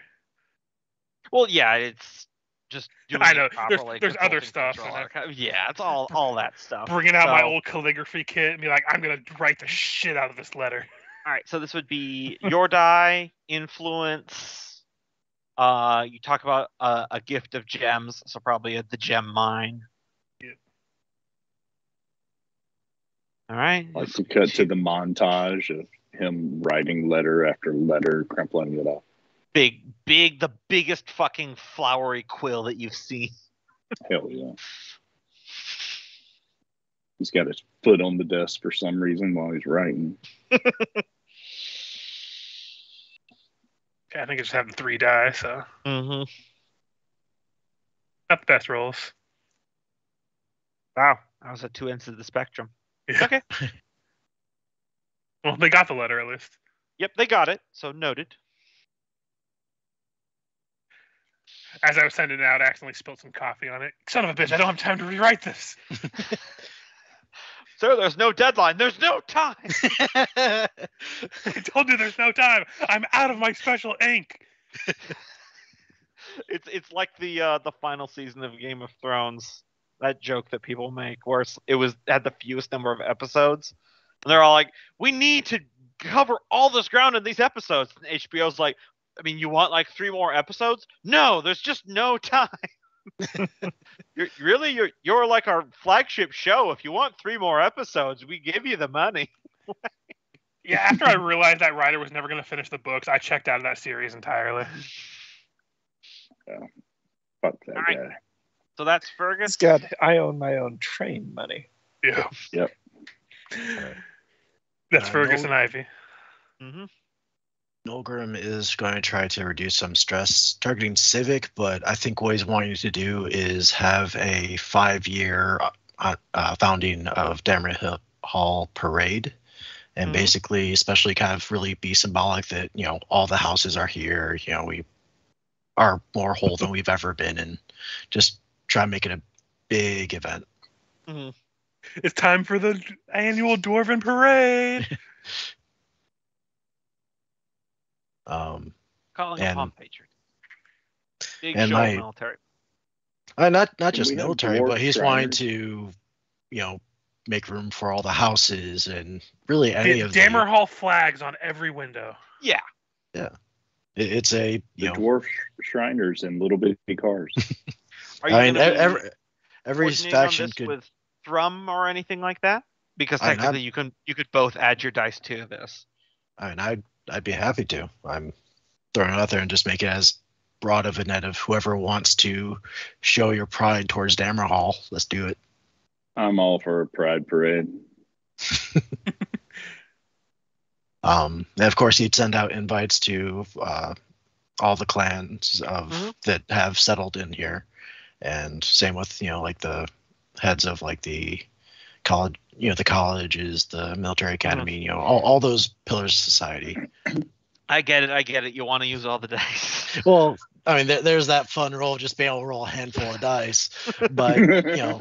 Also, Cope, your comment just made me realize 4th of July parades are just a pride parade. Yeah. Yeah. Oh man, I should have used that one. All right. Yeah. Is this to lower stress? This Yeah. is to lower civic stress. Mhm. So there Although, would be military. could if he was to target a different stress, I think civic is the one I mean, to how target. would a parade lower economic stress? That would political increase stress. it, if anything. political stress and unifying, Well, I think would civic still, is the best I'm one fine to if target. not. I'm yeah, fine if not. I would feel. I Civic feel is like also the highest, so probably go with Yeah. that one. Okay. It's more civic thing. All right. right. I mean, like I said, I'm more than happy to roll a handful of dice, but I'm Yeah, you can do that. Okay. I was just Okay. joking with you. So this would this would be influence? influence? You can include all the clans, historic capital, Hearthstone, Runework. Adventurers Guild, just to really Yeah. fuck with it. I don't think they would be very political. I don't think I'd go with the Adventurers Guild. That'll create chaos more than a parade. Yeah. You're gonna It burn turns- trade It goes from a stockpile pride on this? parade to Mardi Gras. You burning trade goods on this? No. Runework College? What they want in? Who else is going to build the floats? Mhm. All right. We'll see how this goes. Oh wow. Oh wow. Oh. Did Okay. it really flop? It really flopped. Jesus. Wow. So God, we should have coordinated. What are the you route throwing better? Parade for? This sucks. PU, you Floats stink. were bumping into each other. Wheels were falling off. Different start times. We weren't all going the same direction. Yep. this is how I'll say why the civic stress rules max and the parade, even if it's nice, though this isn't the first time Nolgrim's thrown a parade, so it's probably not as good as it could be. I will say this is the reason. It won't increase any civic stress or anything like that. But that messenger that delivered diplomatic envoy from the Drow blabbed. Motherfucker. Knowledge that there might be possible future diplomatic meetings with the Drow has entered the public rumor mill. Nothing officially yet, of course. But it offset all the hype that you we won't drown. Nolgrim's going to be probably surly the rest of the following season, just like, fuck this. Like, the parade was nice. People Yeah. enjoyed it, but... Except for the protesters. Everything was great until all the protesters showed up. Here, I was going to try and reduce civic stress by working with the Ancestor Temple to smooth over the process of the... I mean, you could try it too. Sure, yeah. Watch me roll double one. Yeah, I mean, I've only got 3 dice I think I can add to this. Me, Influence, and Ancestor Temple, but it's always possible. Yeah, that's a 7. That's about average of 2d8. 9, yep. Still more Significantly issues. lower, though. Mhm. Man, I would that have one laughed letter if I really. rolled a 1 and a 2, and it's just the equivalent of, like, Nolgrim throws this entire elaborate parade, and it's like a net even, and then Taskell just walks in the Ancestor Temple. So you think we should bury the hatchet? And they're like, yeah, it's gone long enough. No. Ancestor Temple's still grumpy, but the civil discourse has only kind of increased. I think the ancestors would be happy they got their fucking temple back finally. It's one of those things where it's a compromise, so no one's happy. It's dwarves hold grudges. It's what they do. Just kick down the door to the ancestor temple. Listen, if it wasn't for the fact that we saved your asses, you wouldn't even have a temple anymore. Humble yourselves and just walk out. I'm sure that will go over swimmingly. Yeah, exactly. There's probably a few nights that follow that Nolgrim's just kind of staring, sitting at a desk with that book of grudges, contemplating, should I pen the name of that fucking messenger myself? I didn't know grudge was could do it right. I mean, there has to be some kind of perks for a grudge blade. Right. Like, I'm gonna fucking write Janice, my ex-wife's name, in there right now. I swear to God. And just the fact of just how petty Wait, it is, you can do just that? is really fueling him. Suddenly, Thrum becomes a grudge blade and adds all of his ex-wives. All right, I didn't know you could do that. Can I retcon my last level up? No. All right, so that was Fergus, Taskell, Nilgrim. I think we're just on Freya. Waiting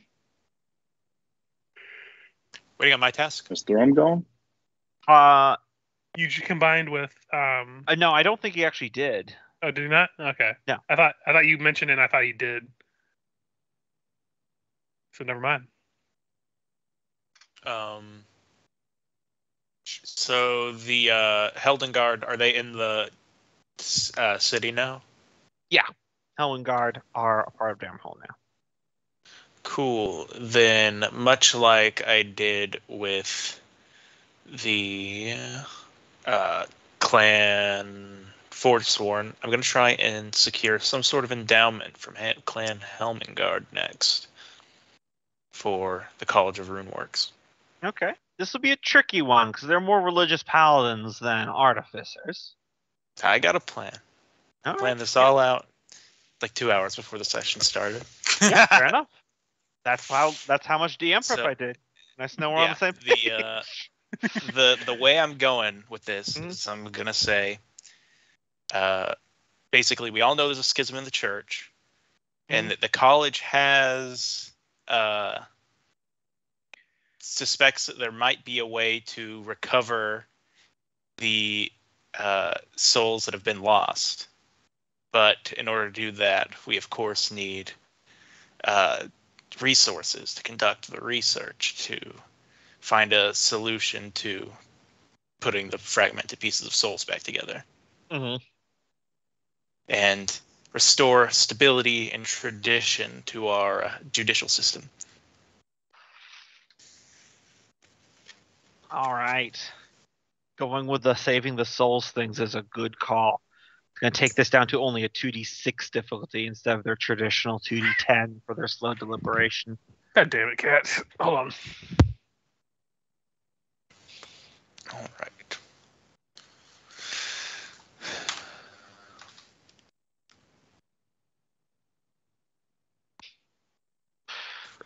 One dwarf ruined Nilgrim's entire parade.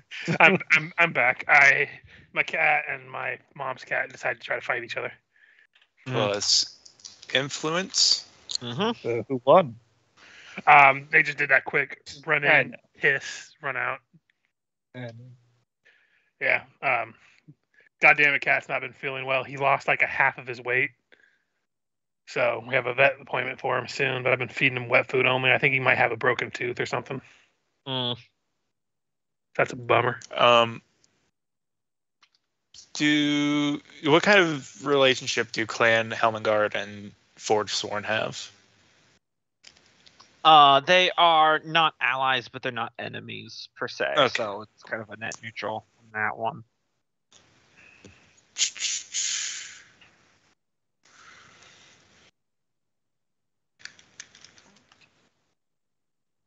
For the college.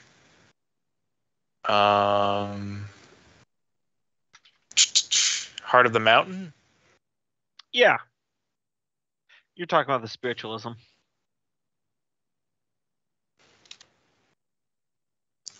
Okay.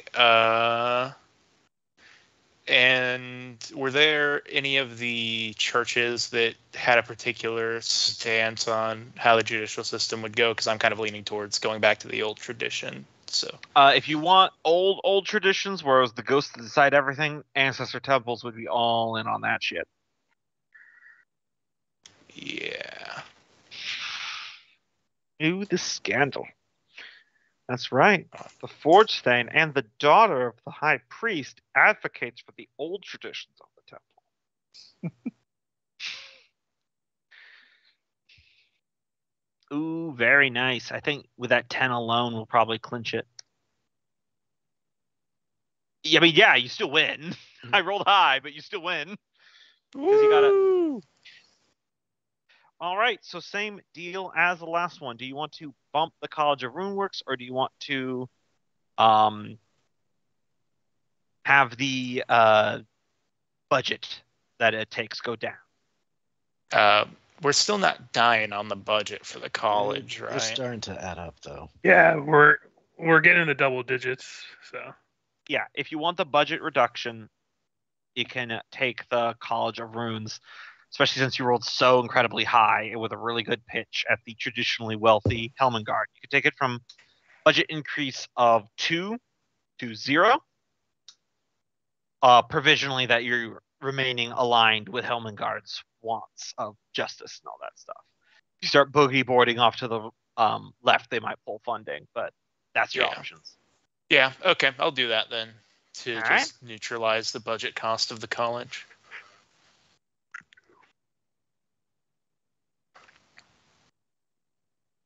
Brings it back down to 10. See, folks, productivity. Mm-hmm. And efficient budget. Lastly, Thrum. Have we got all the meese that we need? Yes. All right. So is that a resource, or is that this. just unlocking the unit? That will unlock the unit. I should probably create a little asset for it. Hold on. I'll put something on the map in time, but for now.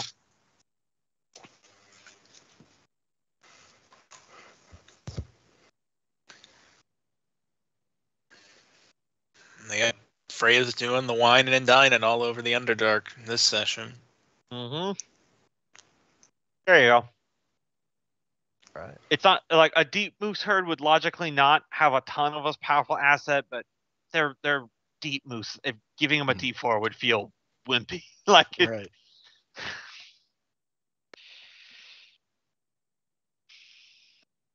Yeah. Freya is big time accumulating a serious power base of funding and academic minds with underneath the College of Runeworks. It's swiftly becoming quite the dynamic organization within the kingdom.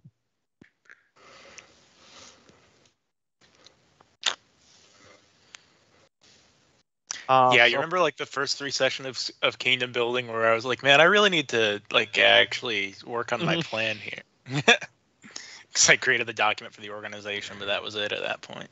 Mm-hmm. Yeah, you're taking form, real like AIM from Marvel vibe going on. Just a bunch of scientists developing a super weapon for some unknown reason. Thrum. Meanwhile, we still have an army of golems in the basement. Yep. All right. So hear me out here. Number one complaint about a city growing. As the population increases vastly, I guess it just increased by, if it were, 50%. Traffic. All these tunnels now have a whole nother clan walking amongst them. So using these TSA checkpoints, we're going to do something that people just kind of innately accept. I don't know if it's a human nature. I wonder if there's a study on it. But we're going to put immobile objects in there to try and divide and create traffic patterns. So you're just saying you want to implement a road system? Basically, yeah. Basically, making them more road-like. If you're going this, everyone walk on the right side. If you're walking south, you walk on the right side. If you're walking north, you walk on the right side. We've got a couple of little barriers in between. Not real barriers, but just objects like some art, whatever. Stick them in there, and people just kind of stick to their side of the wall, and it makes it easier for traffic to flow through. And it would, I think, decrease a lot of civic unrest, because what's the worst thing about traveling around in a big city? traffic and people getting pissed off at each other. And I would do this with the goal of decreasing the civic stress. Okay, so you're talking within Dammerhall, not in between the fiefdoms, right? You tell me. I was kind of thinking, because right now I look at this and I picture the. That does give me an idea for next season, though. Okay, let me pitch this to you, Cope, 2 ways.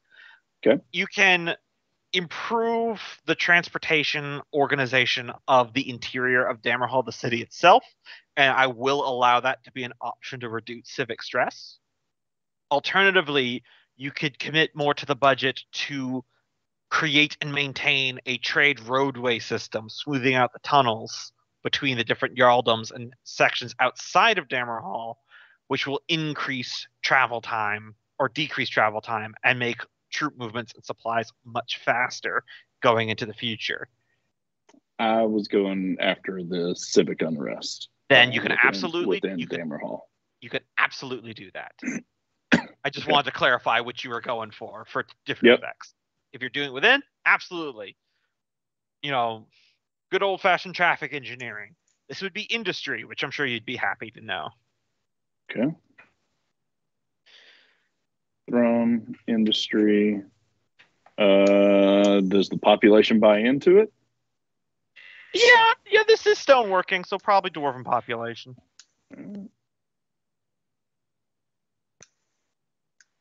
Probably your pillars, too, if nothing else. Yeah, the pillars. TSA. Everyone, please keep to the right as you approach the barrier. Please remove your shoes. Take off your belts.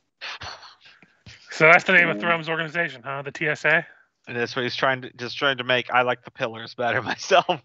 I like TSA, Thrum Security Administration. No, Thrum's Pillar Association, the TPA. Pillars just sounds too phallic to me. I mean, I think. This is Rich coming from Cope. I feel like that's a dirty mind thing.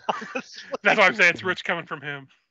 Yep. Have you thought about going with something less on the nose, like maybe the Gestapo or the Luftwaffe? Look, I tried that, and you assholes cut them all down. So it's the TSA because they're the mini Gestapo. Look, man, this is going up on the internet. This is going to be around forever.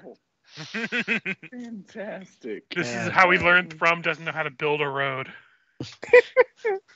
Apparently, that's actually hilarious. He's talking about all sorts of traffic obstructions. Apparently, he's like a crazy barbarian ranger, and he's like, "I'll take care of the roads. Don't you guys worry about it. I'm an expert on roads." I have this mental idea of Milgram's parade. It doesn't move the gauge as far as he wants. So he's sitting there drinking liquor, looking at his book of grudges, and Thrum comes in there with like a train model of Dammerhall. He's like, I've got this idea about roads. I was thinking this happened at the same time. If you think about the migration of deer and using deer trails, it's a very clear system of predator versus prey. And here we go. This is how it will work. See, what it is you need to make sure one location can reach as many spots as possible. So I'm introducing a 17-lane intersection. I was just picturing this happens at the same time. He's trying to build roads, he's trying to plan a parade, and it just meets in the middle somewhere and fucks up everything. Yep, I feel like that's canon. Those two. Thrum just built a massive roundabout and nobody knew how to operate it. It was just so the parade just kept going around in circles. Let me see if I can find a picture. The Luffy balloon popped. It was a mess. Yeah, so Dammerhall somehow become a more confusing place, but oddly more defensible.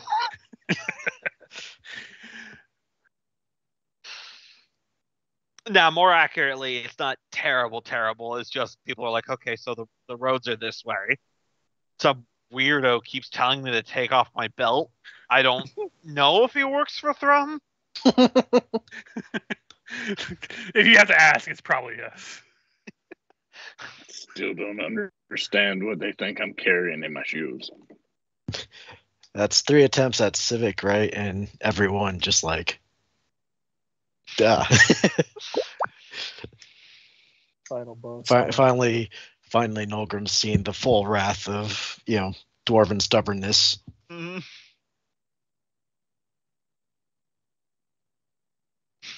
Yep. Yep, that nightmare. That's what Throne built. 4 of those. Why? And then it's mostly just people walking. So they're like, wait, what are we supposed to do here?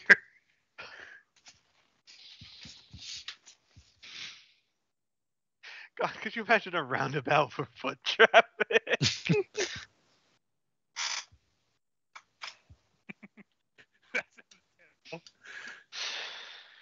Oh God. So that was a last season. All right. I never so fucking confused people about roundabouts. I put one in my hometown and people lost their mind. I'm like, just look to see if you go in the roundabout. If someone will hit you in the back of your car, don't go. Yeah. Although that interlocking roundabout, yeah, I'm totally. Interlocking ones are worse. Like going in just a normal roundabout, that's easy. Yeah. I'm like, just look behind you There's and a thing. go. I don't. Yeah, it's in the South. Like we're like, no, damn it, it's a plus sign, stop signs, and that's how we do. And you stop, and it's your turn. We don't need to change our ways. My old hometown did the same thing. They freaked out when they proposed a roundabout. Mm-hmm. Honestly, nothing for me is ever going to be as bad as going through Salt Lake City. I don't know why, but the highway on that area was so confusing because there's multiple layers to the highway. Like, I still have the image saved. This one thing. Well, we'll finish this up. But they put in a roundabout in my hometown, which some people freaked out about, but it not super duper because it was so out of the way. We're not even sure why they had a roundabout in this random ass location. Honestly, most of the traffic at the roundabout was learning to drive driving instructors taking teenagers to the roundabout to show them how to do a roundabout. Yeah, when I was moving to Nebraska, I didn't really have a GPS. I had one, but it was like one of those old ass ones that barely worked. Mm-hmm. And yeah, trying to figure out the multi-level highway, which one I'm supposed to get on to go on the road I was trying to get to, because I just need to continue on. Mm-hmm. I had to go backtrack like 6 or 7 times, getting off on different spots to get back on different angles. It was awful. That's just my complaint for the day. Mm-hmm. All right, but it's the time of the favorite year again. Budget reconciliation. Yay! Has it already been a whole year in game? Yep. Once we get going, it gets going. All right, so Iris, commerce, industry. We could probably add the gem mine and the human trade deal. Yep, human trade deal. Gem mine. Do you guys want to use your trade stockpile? So do we have currently? We got. Someone roll D6 for the Adventurers Guild. Another one. Still not turning the profit. So we're using the human trade deal, the gem mine, the 2 basic rolls, the forge vein. Forge vein.